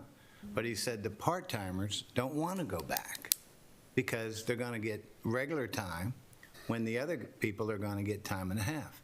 Well, what's your thoughts on that? Personally, I was the one that stopped that callback for hourly. They said, the guy told me that. I'm sure, because there were some people that didn't like it.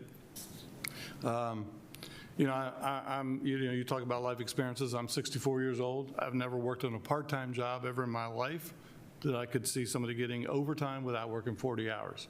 Because that's what we did, is somebody works 5 hours in a week, but then they get this callback and you pay them time and a half. It doesn't make any sense to me to do that.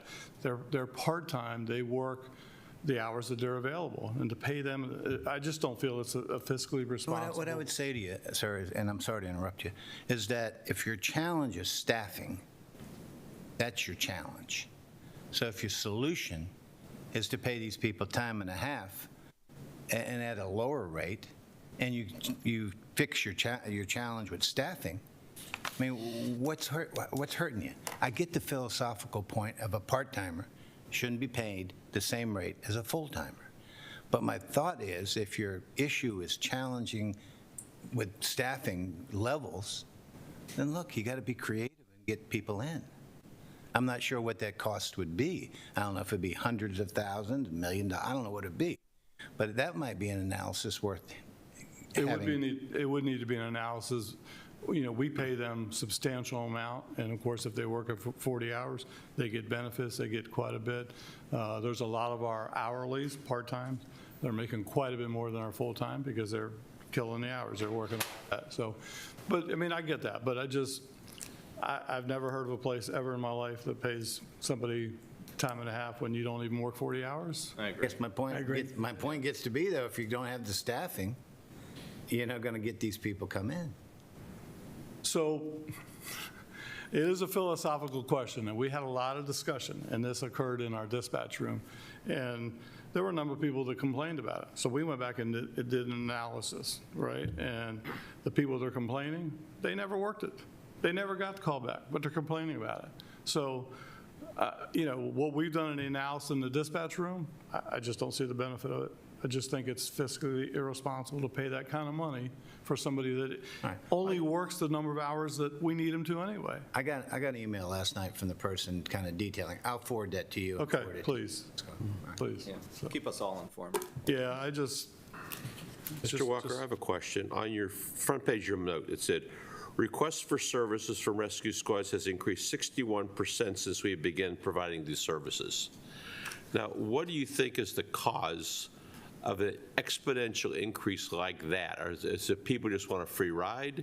Is it that people are not sick? I mean, I can't see with what's going on why we have a 61% increase in calls since providing these services. So it's not calls, okay? And someone else pointed out to me this morning that might be misleading. No, what that is specifically is the amount of service, the amount of staffing we're providing to the rescue squads. It's not an increase in calls. It's an increase what we are providing to the rescue squads. We were providing 1,100 hours of our people into the rescue squads. When we started, we're now over 2,000. So it's not an increase in calls for service. It's an increase on what we are giving to the rescue squads to make sure that the calls are covered. So it's not calls increasing, not the volume, although we think that some of it, but that's not what that was intended to say. Then I guess my other question then at this point in time, as you're getting more staff on board, is the professional staff now coming from the volunteers who are converting over? Many of them are doing that, yes. And they're still serving as volunteers then possibly at the same time? Some of them are, yes, yes. Thank you. Okay, the new Medicaid bill that just went through, did that also increase the fee that Medicaid was paying? And again, if Mr. Hauser was, I don't know, yeah, good, yeah. Please come up, because he can explain this. And we've had a lot of discussions. My understanding is it increases the amount that we can pull from Medicaid, but Mr. Hauser's. And that's correct. The emergency services billing bill that went through, which was, it is in here somewhere. HB 445/SB 295. Right. What that was a revision to, among other things, it was an increase to the amount that the Maryland Medicaid program has to pay out to first emergency responders on current 911 calls. Right. Takes the present amount of reimbursement, ups that for a one-time increase of $50. It also expands the scope of reimbursable services to include not only pickups and trips to emergency rooms, but also for treatment on the screen that does not result in a trip to an emergency room, but with some medical attention being given. It also now includes trips to facilities other than emergency rooms, such as an urgent care or doctor's facility or any other off-site facility that is less than an ER room, but more than just catch and release, treat and That was the release. whole purpose of the bill, was to hit all of the different agencies, not just the emergency room. It was to go to urgent care centers, treatment right there at the home, because we're paying for the service provider going to the home and then going back to this unit, whatever. Right. So, and this billing goes to their insurance company only. We're not billing anybody individually. Correct. It's got to go through their insurance company, Medicare, Medicaid, and we're still following the Medicare guide as far as billing rates. That's what we're using right now as far as billing? Right. Okay. Because most insurance companies will pay that. And this Medicaid bill now will force the insurance companies to pay that rate to urgent cares and to just at-home treatment, whatever. So, good. That's what we need to do. So this bill provides all that service now. The one in particular is going out to the scene and treating somebody on the scene. Right. That we don't collect anything, now we can. And again, it will be from their insurance company, it will not be from them. So I particularly have an interest in bringing back to you, an adjustment on our fee schedule. Yeah, I want to make sure we keep that soft billing going right now, and then we'll talk Absolutely. about the future later on. Yeah, absolutely. Very good. So last thing too, just to reference something that Commissioner Guy and Commissioner Hewitt both slightly touched on. When we talk about EMS services, there's kind of two sides to the coin. There's abuse of the system where people call 911 for a ride and they should not. But then at the same time, there's people who should call 911 for a ride and they don't. And EMS billings, for anyone listening, is not intended to prevent you from calling 911. Yes. Do not worry about the bill. If you are in an emergency situation and you need to call 911, call 911. Agreed. We do not want people going without service. And when you start talking about fees that weren't collected, I want to make sure that you recognize that hopefully everybody that does have insurance, we're filling the paperwork out and it's being submitted and hopefully getting collected. So that's a lot of the legwork. Right. What you're That's got to be describing. done, but then those who don't have insurance, well, unfortunately, that's a hit we have to take as a community. Right, but that's where we go back and do tracking, and we talk to people and get them to give us the insurance information. That is a lot of our legwork in trying And to do that's something's got to be, that's one problem we have to make sure we keep doing that as much as possible, right? Okay. Okay. Any other questions, Commissioners? Yes, Mr. Walker, how are we looking on policies? The policies are written, they're in the county attorney's office, and they are reviewing. We're ready to issue, and I hate to throw back on, but Mr. House is working on it diligently, and we're getting there, so. No, that one, I'll stick my neck out, take the fall on this one. Mr. Walker and his department did prepare everything. I was the one who volunteered with the way we are divvying up work upstairs to be the one to look at it. In the process of it, it is just lengthy, and there have been other things to do as well, but it is on my desk, and there is a discontent with how long it's been taken. That rests with me, not with Mr. Walker or his department. Well, I mean, legally, you need to be thorough, but after you, does it need to go to Human Resources for vetting, or has it already been vetted through Human Resources, and now it's getting the final legal touch? Yes, I've spoken with Director Pratson about that as well. I'm looking at it first one. Once I go through it and do my initial reviews on everything, that's when I'll turn it over to Ms. Pratson, and we'll put the final touches on it, but she still has to look over them as well. All right, what do you think the turnaround time's going to be on that? I'm looking from a risk management point of view. I'm trying to think. My life, one way or the other, will have a lot less in it come May 9th. After that, it can be done very quickly. I can probably get it done sometime mid next week. I would think to have at least my end on it. I can't speak for Ms. Bratson, but I don't imagine once I'm done with it that it would take too much more or work from her end. Okay. And then with these, the approvals of the FTEs, understanding that most of them will likely take place July 1st, how are we looking with the command structure and supervisory structure that needs to be put in place?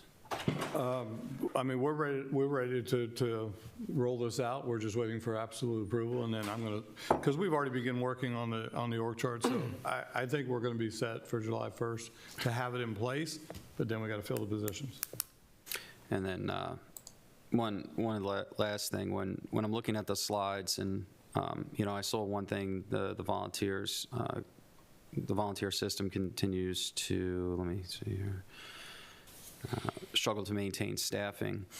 Having conversation with people in the volunteer system, I think one of the issues, and I wouldn't say an issue, maybe a positive thing, is that the core group of volunteers that were really supporting the system, the runners with the 500 calls a month and various, they're actually getting a break.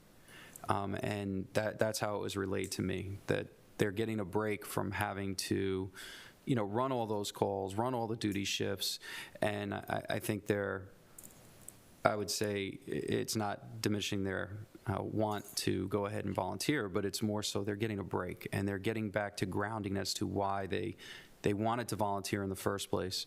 So, Commissioner President Guy has stated many times that, he believes that we're going to get more participation in the future from the volunteers. And hearing that information was actually pretty encouraging, because when people get burnt out, they get burnt out.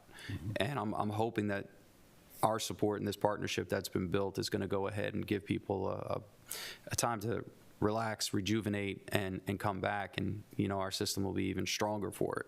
So, I just wanted to point that out. When we're talking about, the struggling of getting ambulances out not getting ambulance out, staffing, because we're getting them out. And the last thing is, in the future, while I know you present these, we do have the EMS chief now, and this I'm pretty sure is going to be his bailiwick. It will be. So I'm hoping that, being the chief of the career system, that we'll see it from his perspective moving forward, and get these briefings, or at least in joint, from that perspective, give you a little bit more bandwidth to do other things in emergency services. Absolutely. So, and I know you're stretched, so I appreciate it. I'll tell you, he's in the audience, and he's dressed in his polo. He's working hard today, and they're onboarding some new people this week, and he immediately has brought in a level of accountability, a level of professionalism. So he's good for us in a lot of ways. So excellent, very good, excellent. Yeah. Yep. And on that time and a half thing, this isn't the first time it's come up. As you were aware, I received it when the policy was going to be changed. I did have a point of contention with it. I understood why the decision was made on behalf of Human Resources and Department of Emergency Services, but I would like it revisited, similar to the nature that the other commissioners have already stated. If not anything, for staffing and/or the possibility of employee morale at the same time, weighing the pros and the cons. Just please take a look at it. Thank you. Okay. Thank you, Mr. Walker. Very good. Thank you. Thank you. And next up is the Department of Recreation and Parks, Mr. Art Shepard presenting. He initially had 2 items, but we're going to pull the MOU for a week or so to fix the Scribner error. So we'll start with the Snow Hill Park deed of gift. Good morning. Morning. I'm excited about what's going on at Snow Hill, and I hope you will be too. We're going to be having to come back on the 17th with a brief to you of the master plan for Snow Hill Park, so you'll hear more in a couple weeks, and then back in June for an approval. But in the interim, we have artifacts. The A. Morton Thomas, the design team, consultant project for the project, subcontracted out Applied Archaeological and Historical Associates, and what they did, they investigated the property for artifacts, for historical or archaeological digs. You're presented here with some, typical artifacts, nothing a big vase or something big that you can put your hands on, but things that do speak to the history of the area. So then, in turn, those artifacts are property of St. Mary's County. They're property of the county commissioners in the county. So there's two options here. One is to store them at the Maryland Archaeological Conservation Lab. That's a climate control lab where that is the top place for these artifacts to go, to have them stored there. Or they can remain here in the county but stored and saved and turned over to the proper personnel in plastic bags and done in a certain way. My recommendation in talking with staff, Karen at the museum and the A. Morton Thomas team and others with the digs, is to release them as a deed of gift to the Maryland Archaeological Conservation Lab. We know they're taken care of. We can bring them back. If we wanted one day to have an exhibit in one of our museums or somewhere and to show the digs there on the property, we'd be allowed to get them on loan and present them back. And then in the end, if we wanted them returned here, that could happen as well. So that's what I'm asking today, is a decision of this deed of gift to be sent away and stored and kept safely, or returned to the county. And you see my recommendation there. So just to clarify, stored, but they're given to the Maryland Archaeological Historical Trust, yeah. The Historical Trust. They wouldn't be our property anymore once we give them away. That's correct. The deed of gift to them. Have we checked with Historic St. Mary's City if they have any interest in them before we give it away? I don't know if they would or not. No, and I've talked to Karen about anybody having those fragmented and typical dig gifts there. And let me add to it is that we do have where the boat ramp area is going to go, we would have to get another archaeological dig, but we moved the road around so we didn't have to have a phase 2 dig there. But there is no strong interest there for these artifacts here. Okay. I move to authorize the Commissioner President to sign the Stowe Hill deed of gift, gifting the artifacts to the Maryland Historical Trust. Second. Have a first and second. All in favor? Aye. Any opposed? Ayes have it. Thank you. Thank you, Mr. Shepard. Next is from the Department of Finance, budget amendment to realign county personal services and snow removal accounts for fiscal year 2022. Ms. Jeanette Cudmore presenting. Hello, Commissioners. We've been busy upstairs trying to find money to pay for snow. And we kind of started off with about $665,000 in your Commissioner's emergency reserve, and that actually, a large part of that came from the last reconciliation of salaries.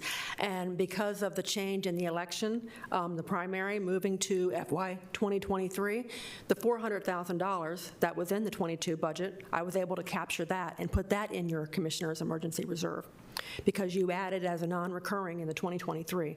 So they didn't need it because the primary was moved from one fiscal year to the next. So that helped. And then, of course, we are now doing our second salary sweep, and that we actually recovered about $1,134,500. We're taking $389,000 and restoring department accounts, only departments and non-grant accounts. To take care of a lot of that is emergency pay from the snowstorms. Okay, and then the remaining amount, that $745,000, is going into your Commissioner's emergency reserve, which will be enough to take care of the second budget amendment for the snow. And the snow actually is, we're taking 1.7, almost 1.730 out of your Commissioner's emergency reserve, and we're hoping to leave about $100,000 in there, because I'll be back with HR and legal in May to help take care of a shortfall on their risk insurance accounts for that. But we've been busy. We've taken care of all the costs, and with the FY 2023 budget, our average storm was about $1.1 million, and that was something that was very, it was a good thing to see you add, I think it was about $849,000 in the FY 2023 budget, so that we now have our average amount. So this time next year, we'll have $1.1 million already in the snow to cover it, and hopefully we won't hit this level again. Next year we'll have 800 and some thousand in snow. Right. Well, we will, exactly, to cover it. So that's a good point. The budget that we're having the public hearing on tonight right. has some funding in it to cover snow for next year. Absolutely. Something that we should consider as commissioners is potentially using some of our budget reserve to increase that amount to the average storm cost that you just. Right, and I think that 849 will bring it up to the average, which is the 1.1. We already have a certain amount of money in there already. With the addition of the 849, it brings us up to the average, which is about 1.1. This year, we had about 7 storms, and it was over our average. So some years we have less. This is one of the higher years that we've had to cover the cost. Good. I move to approve the budget amendment decreasing salary and fringe accounts and increasing the Commissioner's Emergency Reserve account in the amount of $745,182 due to salary savings. And I move to approve the budget. I do one at a time. One at a time. So a second motion number 1. We have a first, second on motion number 1. All in agreement? Aye. Any opposed? Ayes have it. All right, I move to approve the budget amendment increasing the snow removal accounts and reducing the Commissioner's Emergency Reserve account in the amount of $1,729,888. Second. We have a first and second on item 2. All in favor? Aye. Any opposed? Ayes have it. Thank you very much. Thank you.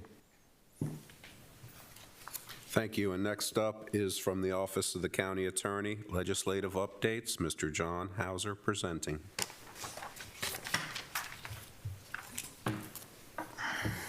Morning again, Commissioners. Morning. As I said 2 weeks ago, coming before you this morning to give one final wrap-up summary at the end of the legislative session. We're now 2 weeks out from sine die. The thought here was just to go over some of the hanging chads left over that hadn't been dispensed of, go over some of the legislation that we covered for the last 3 months just to see how some of it panned out, and of course to answer any lingering questions that commissioners might have. Starting, as I always do, with the final tally on the commissioners' bills that were put forward this year. 2 were left standing at the end. The HB 522, adjusting the costs that the county treasurer can attribute in tax sales. That bill was passed a few days before sine die, still awaiting the governor's signature. HB 527, the requirement that emergency services applicants submit to a polygraph examination, passed a day later, also still awaiting the governor's signature. Haven't heard any rumors that the governor is contemplating a veto, but I'm kind of getting out of the business of predicting how any of this will go at this point. Moving then on just to a summary of the legislation of interest. What I did here was just pull some of the bills, ones of particular interest or just that I thought needed a kind of an end note on them, and then group them according to rough topical categories, starting with the financial bills, the budget bills, the bond initiatives, and the finance. The operating budget this year, when Angela Blondino and I scanned through it, totaled a total amount of $128,413,729 in the operating budget allocated to St. Mary's County institutions or projects. When you adjust for St. Mary's College and take that out of mix, that number drops to $19,361,684. Still significant. Obviously, the college has a lot of operating expenses. The capital budget, the difference there is less stark. The capital budget, including the bond initiatives, a total of $71,390,439 allocated to the county or institutions within the county or projects within the county. Again, making that same adjustment to take out for funds earmarked for St. Mary's College, you're left with $55,641,040 in the capital budget. That is coming to St. Mary's County. What we did was print up summaries looking at the budget bill and the bond bill of each line item that had to do with St. Mary's County, pulled that out. Those summaries for each bill should be attached. I won't go through them line by line, but any questions, any clarification needed, just let me know. And then finally, not reflected in the budget bills are SB 378, which includes the $900,000 appropriation per year for the Southern Maryland Agricultural Development Commission from the Cigarette Restitution Fund. Also does not include the operating funds that Sodderly Plantation was able to get through the bill that the delegation sponsored with them, which over the next 3 years comes out to just north of $1 million for historic Sodderly. Moving on to the topical bills, first one I put on, one of the biggest themes of the legislature this year was climate change. The large omnibus bill that most of their effort wound up being captured in was SB 528, the Climate Solutions Now Act of 2022. We talked a lot about this one. This one captured a lot of the attention, both the governmental units and from the greater public. This is potentially the most sweeping climate change bill in the nation right now. What it does is set a requirement that Maryland to go net zero greenhouse gas contributions by 2045. It sets an interim goal of cutting them by 60% by 2031. I believe on total there are about 24 states, including the District of Columbia, that have made GHG cut goals. No one's is ambitious as a 60% reduction within little less than a decade. How they're going to do this, some of the more pointed and controversial means did not make it in the final iteration of the bill. They will not require retrofitting of schools, for example. It will not immediately ban any new fossil fuel-based heating or cooling systems in the home. What we have instead are directions to state agencies to look into how can we accomplish those without mandating this requirement, with reports coming back due, most of them in June of 2023. What it does call for is for the state to put forward a plan to accomplish these emissions cuts by June 30th. A draft has to be up, and a final plan has to be promulgated and agreed upon by the end of 2023, on December 21st. Other elements of this bill that are in there, there's the creation of a Chesapeake Conservation Corps, which is going to employ 18 to 26-year-olds at the rate of about $15 an hour to work on climate restoration and climate resilience projects throughout the state. There is going to be a task force to look into environmental justice, and it is going to include a requirement that building owners for buildings with the square footage of 35,000 or more must, in I believe 2025, begin submitting annual reports to the state over how much direct greenhouse gas emissions their buildings emit, eventually with an eye towards how they can begin cutting those. Those were the highlights of SB 528. That is not everything in SB 528. As I said, it was a wide, large, encompassing bill. Those were the highlights I pulled out, though. The other climate bills that were noted, some of their provisions were picked up in SB 528, but most of the other significant climate change bills we talked about over the past few months did not advance and either failed or were absorbed through the amendment process into SB 528. The next one I would highlight is going down still on the second page of that memo under Education in Schools, HB 633. This is the bill that came up about mid-session that would have required a representative from Southern Maryland and other regions that are currently unrepresented on the Accountability and Implementation Board for implementing the Kirwan Commission's reforms to higher education throughout the state. This bill that would have required a broader regional representation than what you got on there did fail, and membership on the Accountability and Implementation Board is going to stay as it is. Sure. What did pass, though, did come up the allocation for increasing the state's contribution to regional resource centers and libraries. There was an amendment that came through to this bill mid-session after the commissioners voted to approve. That did adjust downwards the state's contribution to regional resource centers, but the increases for funding to the library were kept intact. So the state will, not a life-changing amount, but will begin increasing its funding towards the county library system.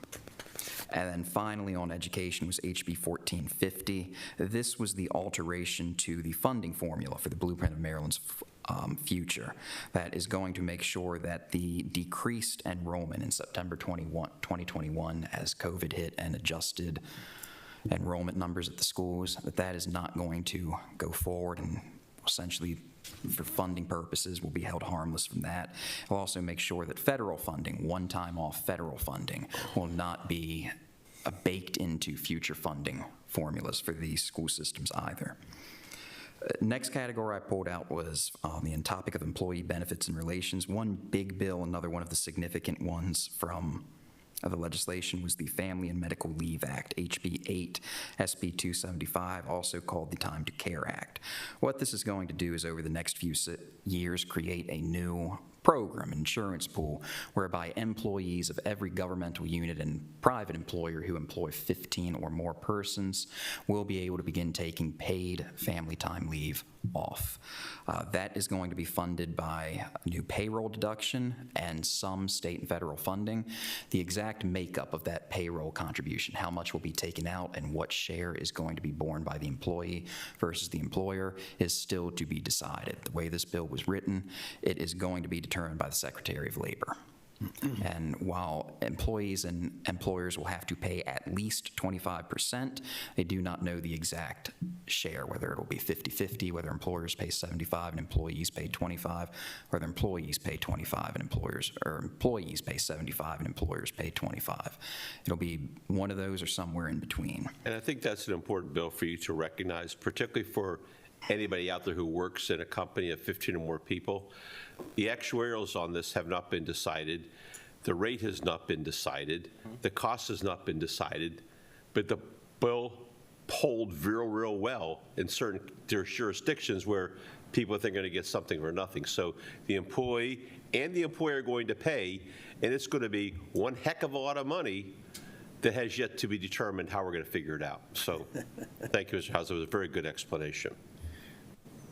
The only other bills I pulled out were legislation that came up that was on our radar that failed. Senator Patterson's bill that would have forbid job employers from inquiring into an applicant's collegiate education, that failed to advance. Changes to occupational disease presumptions for 911 workers that would have seen 911 specialists who receive a diagnosis of certain post-traumatic stress disorders be entitled to a presumption that that's an occupational disease, failed to advance. For frontline workers who contracted COVID-19 during the last few years, there was a bill put forward that would have given them a presumption that that COVID-19 was also an occupational disease. That also failed to advance.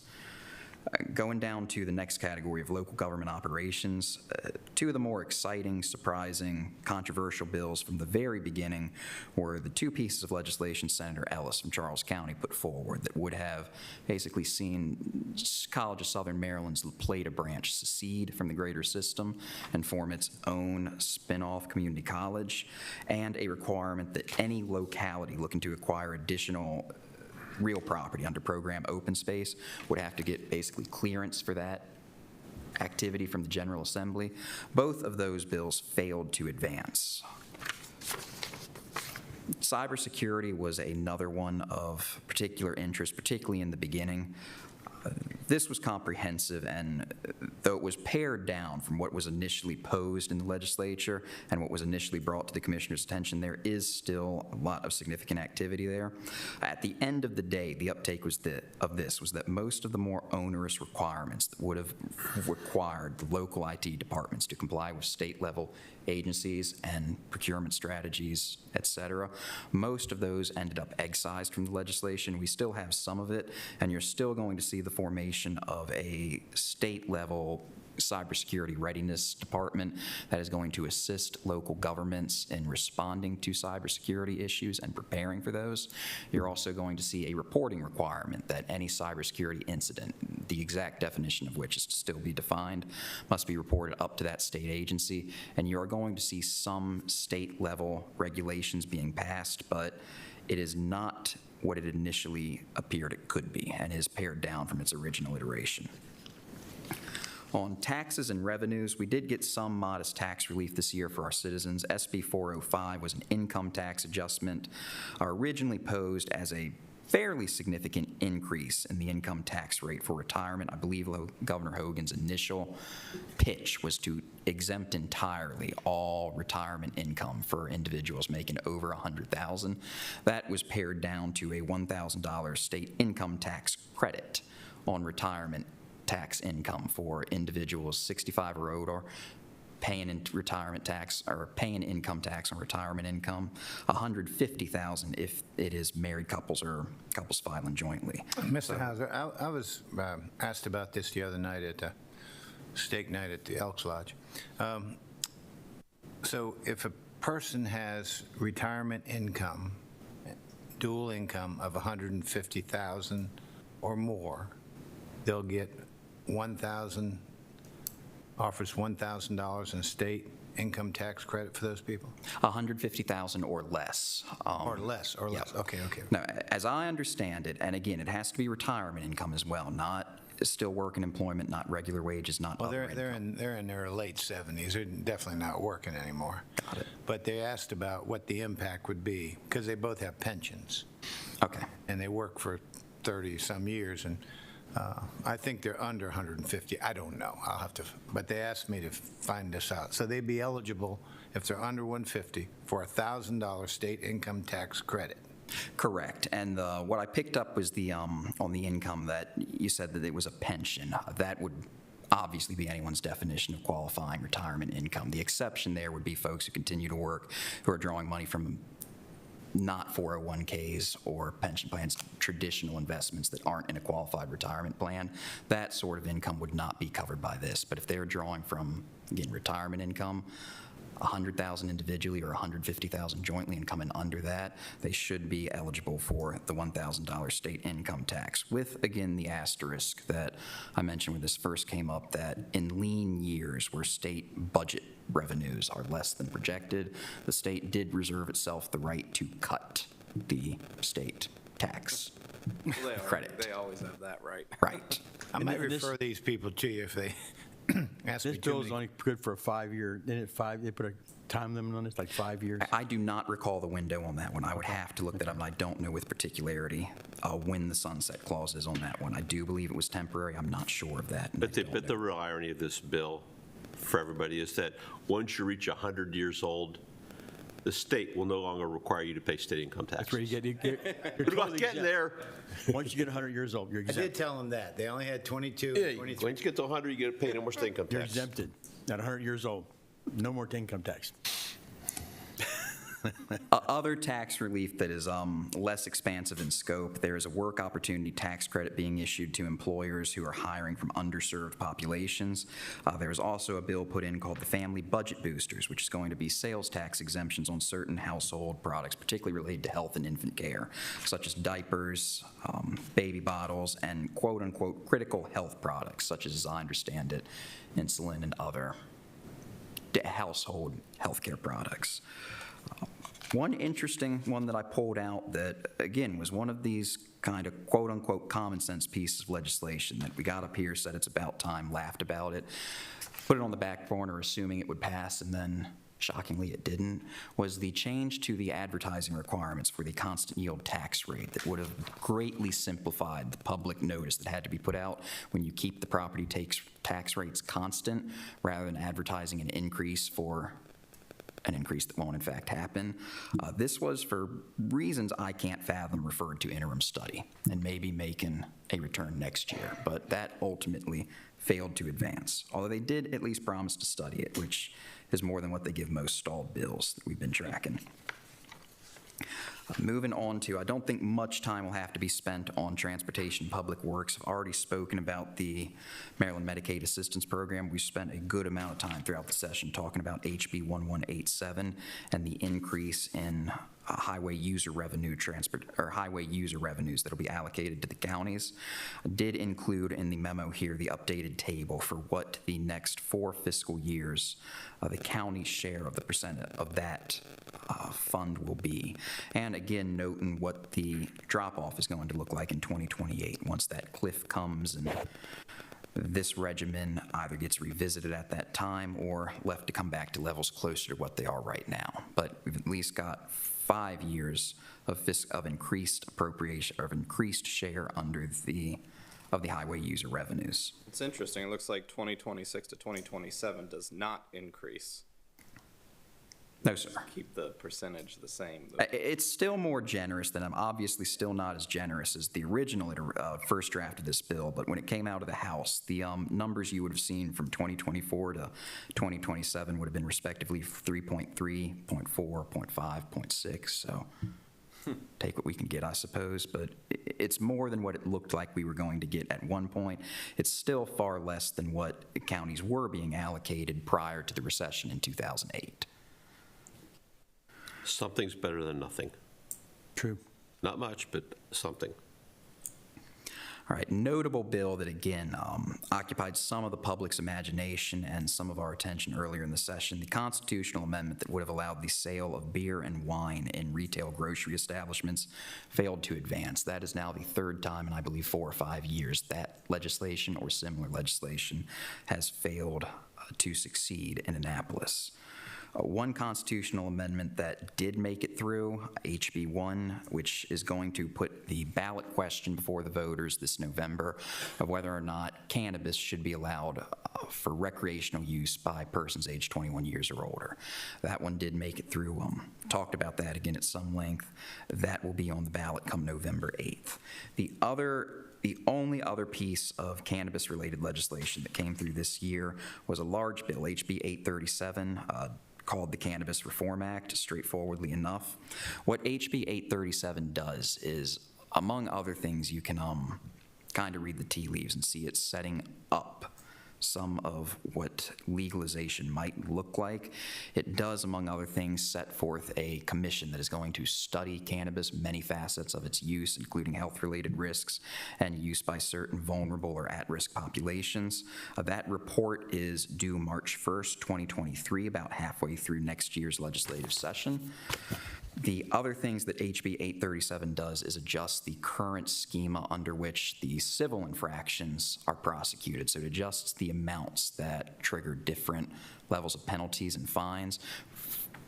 Generally, it bars them down and makes the existing civil infractions less costly and less onerous and less strict. It also provides some provisions for home cultivation of cannabis. What it says in there is that under 2 cannabis plants or less caught in the home, provided that there is no person 21 under the age of 21 in that home, is only going to be fined at the lesser quote-unquote personal use amount, which is, I believe, for possession of the plant and other quote-unquote, well, what was formerly referred to as paraphernalia, is maximum $500 fine. What it does not do is change in any way, shape, or form the current licensing schema for dispensaries, processing facilities, growing facilities. Doesn't increase the amount of legal medical cannabis that is out there right now. It only addresses what would be caught up in the civil infractions under the current law.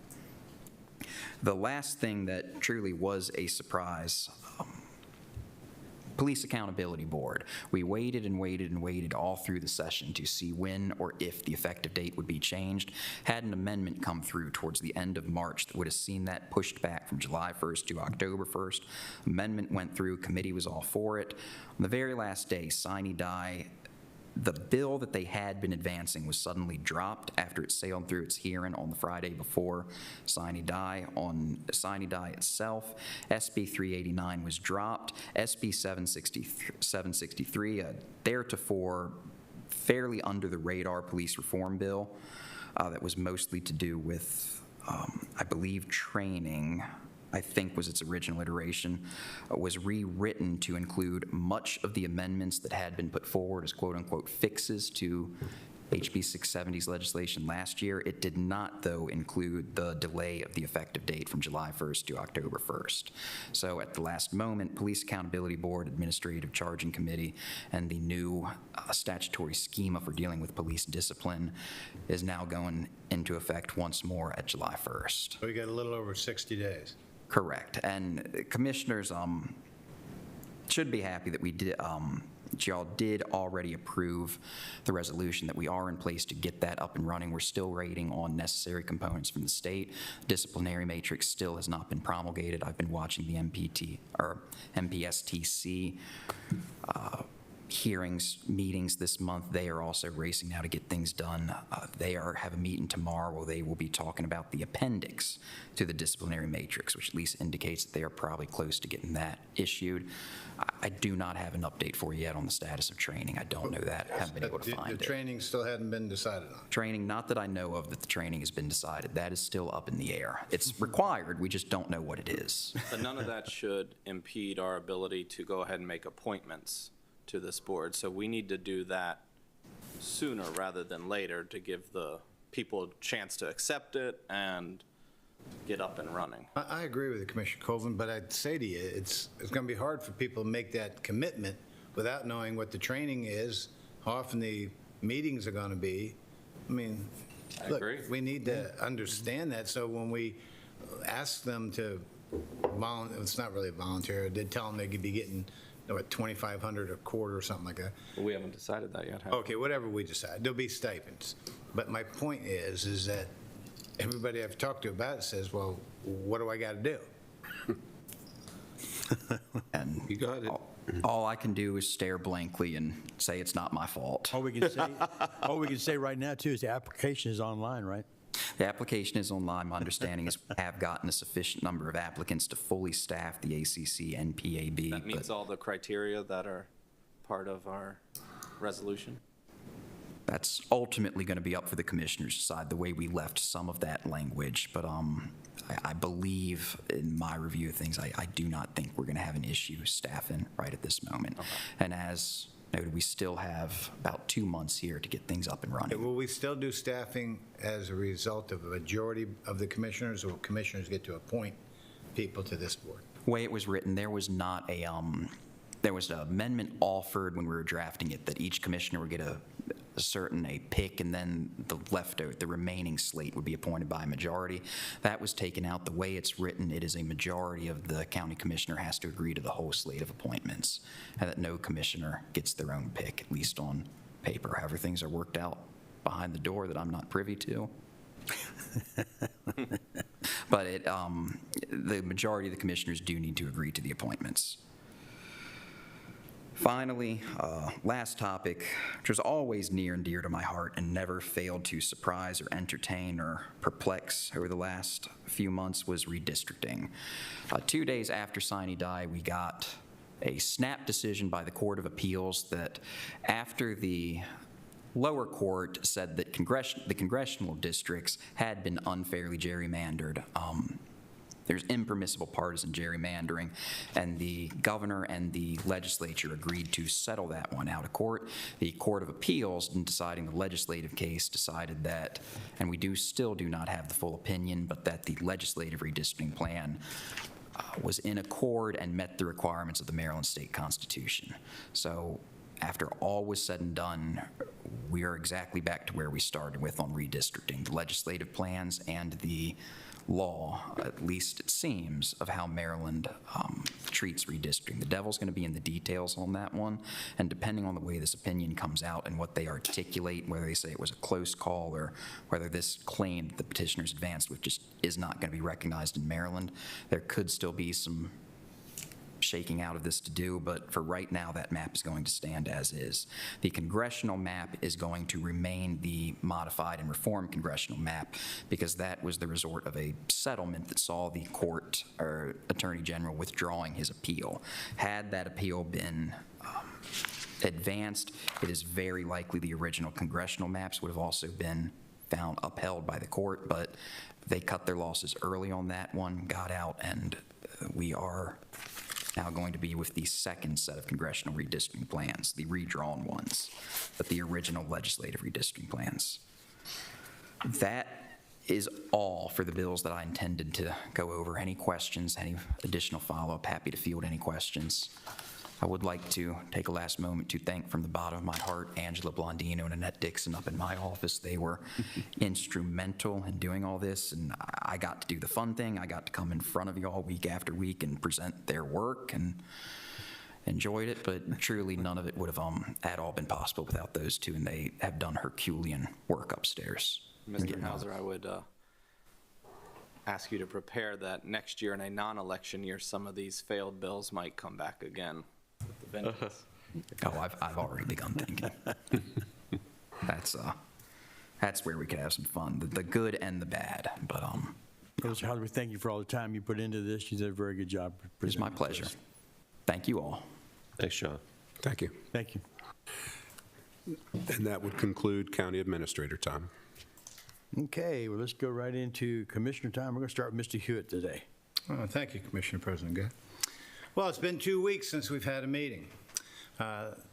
April 12th, 2 weeks ago in the evening, we had our public forum. I want to thank the 49 speakers that I counted we had. May have been 50, may have been 48, but by my count, it was 49. It was a very boisterous night. I've been reached out to by several people after that meeting that night, and also days afterwards of, Mike, why didn't you ever say anything? There was a lot of people asking you questions. Why don't you say anything? And I want to say it's our policy to listen, not to talk. If we were to engage with everybody who got up and spoke, that meeting lasted almost 3 hours. It would have lasted well longer than that if we would engage. So please understand, we want to hear what you have to say. You won't always get answers from us. If you ask specific questions where at least this commission won't answer, because I think it's imperative that we let other people have time to get up and speak and not stay too long. But I will make one comment. I do not hate small business. I was a small business owner for 38 years. It's a small business my family ran for 53 years. But I will say this, my small business was located in the development district on water and sewer. I'll leave it at that. This past week, we went to the 2nd District Volunteer Fire Department for the ribbon cutting for the Rescue Squad Fire Department facility there. Beautiful place, Lord knows. Warm too, it was nice and warm out there in the sun, and thank God for the cold water afterwards. But congratulations on your new building. Should be there for decades to come and meet the needs. Also went to the Chamber of Commerce legislative reception this past week ago today, last Tuesday. I heard from Senator Bailey, Delegate Crosby, Delegate Morgan. Hey, look, they did everything they could. They had some successes, maybe not as many as they'd like, but it's always good to hear from them, and it's always good to hear from our attorney telling us the updates on the legislation. Also attended the St. Clement's Lighthouse, I guess it was their volunteer night banquet, and it was a very nice event. Tony Joe Sinclair chaired it. I want to congratulate Rita Weaver and our own John Hauser on being recognized as the Volunteers of the Year. They do a lot out there, and that group does a lot. That's an important museum, the lighthouse, the cross that's out there. It's very important to us. Lastly, tonight is our budget public hearing, 6:30 at Chapticon. Please attend. We'd like to hear what's important to you. So when we do our budget, we take input from everybody, and we make it as fair as possible. Thank you. Eric. Very good. So about a month or two ago, it feels like somehow a switch just flipped, and all of a sudden, my calendar got very busy. And I assume that's happening to everybody out there. Coming out of COVID, it feels like we're just making up for lost time, and there's just so much going on. So it's been a busy couple weeks, but I do want to highlight a few things. Last week, I attended the St. Clements Island volunteer meeting. I've attended that several times, and the volunteers that work out there at the lighthouse do an incredible job, give their time to maintain the grounds, to volunteer for tours and people visiting the island. And if you've never been to St. Clements Island, take some time and go visit it and check out the museum, check out the lighthouse. It's just an incredible, incredible place and wonderful. And thank you to everyone who makes that happen and keeps that going. Last week we had the Sheriff's Office Awards program that they put on, and the Sheriff's Office recognized a lot of their people who are doing just incredible things in the community, and it was really good to be able to be there and celebrate with them. So thank you to all of the officers, corrections officers that do the great work and all that you've done. Also over the weekend, I was able to attend the Helpful Hooves Carnival that Sherry St. Clair organizes for people with disabilities. It's just an incredible time, and that organization, that nonprofit, does incredible work. And so thank you to everyone who made that possible, all the volunteers that make that run. It was a really nice event to be at. And there's a lot going on, but my favorite event over the weekend was the ribbon cutting at the 2nd District Volunteer Firefighter and Rescue Squad. Their new building, it is forward thinking. It is looking 50+ years into the future, and it was just an honor to be able to be there. I am so proud to be able to represent that district, and that is the only department in our county that is a combined fire department and rescue squad. And so thank you to all that you do there. Incredible work. There's a couple things coming up. This Sunday, come out to Lexington Park. In the afternoon, there's going to be a fireman's parade. There's a convention going on. It is going to be a great time. You definitely want to come and see the parade. It's going to be a great time in Lexington Park this weekend. And tonight is our public forum. So come out and listen, come out and speak. If you can't attend, it will be replayed on Channel 95 or the county's YouTube channel. But we want to hear your input.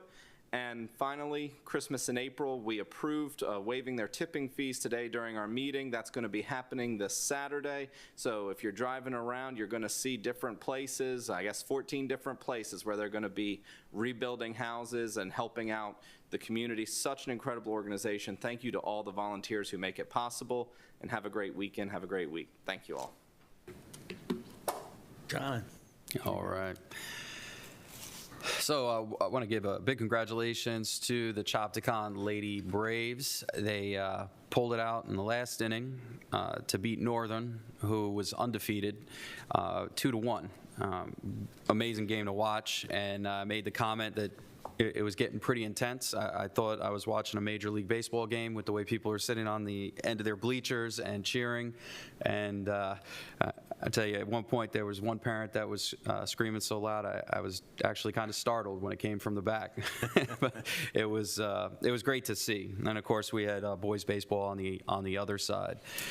Saturday was a busy day. Commissioner Colvin said it. It's like everybody said, we're back, we're going, we're moving, the events are there, and that's it.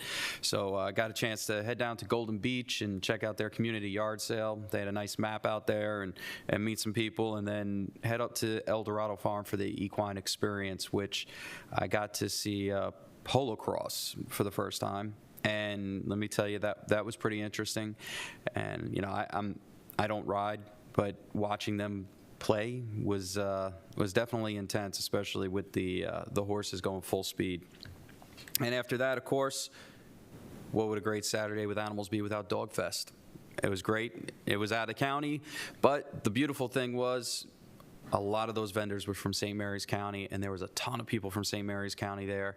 There was a ton of dogs from St. Mary's County, and just people in general from all over. And it was actually, I think they had some small dogs that were pulling weights as they were moving through, and I couldn't believe that the size of these dogs, they were pulling those weights and moving and running around chasing lures. And then they had the disc dogs and doing that competition. And let me tell you, that was pretty crazy to watch as well. So great weekend, lots of events, great weather. So I think there's going to be a lot more upon us. Thank you. Thank you. Todd. Thanks, President. Pretty much your regurgitation of what everybody else has said. A couple of highlights, like I said, the Chamber Legislative Breakfast out of Breton Bay.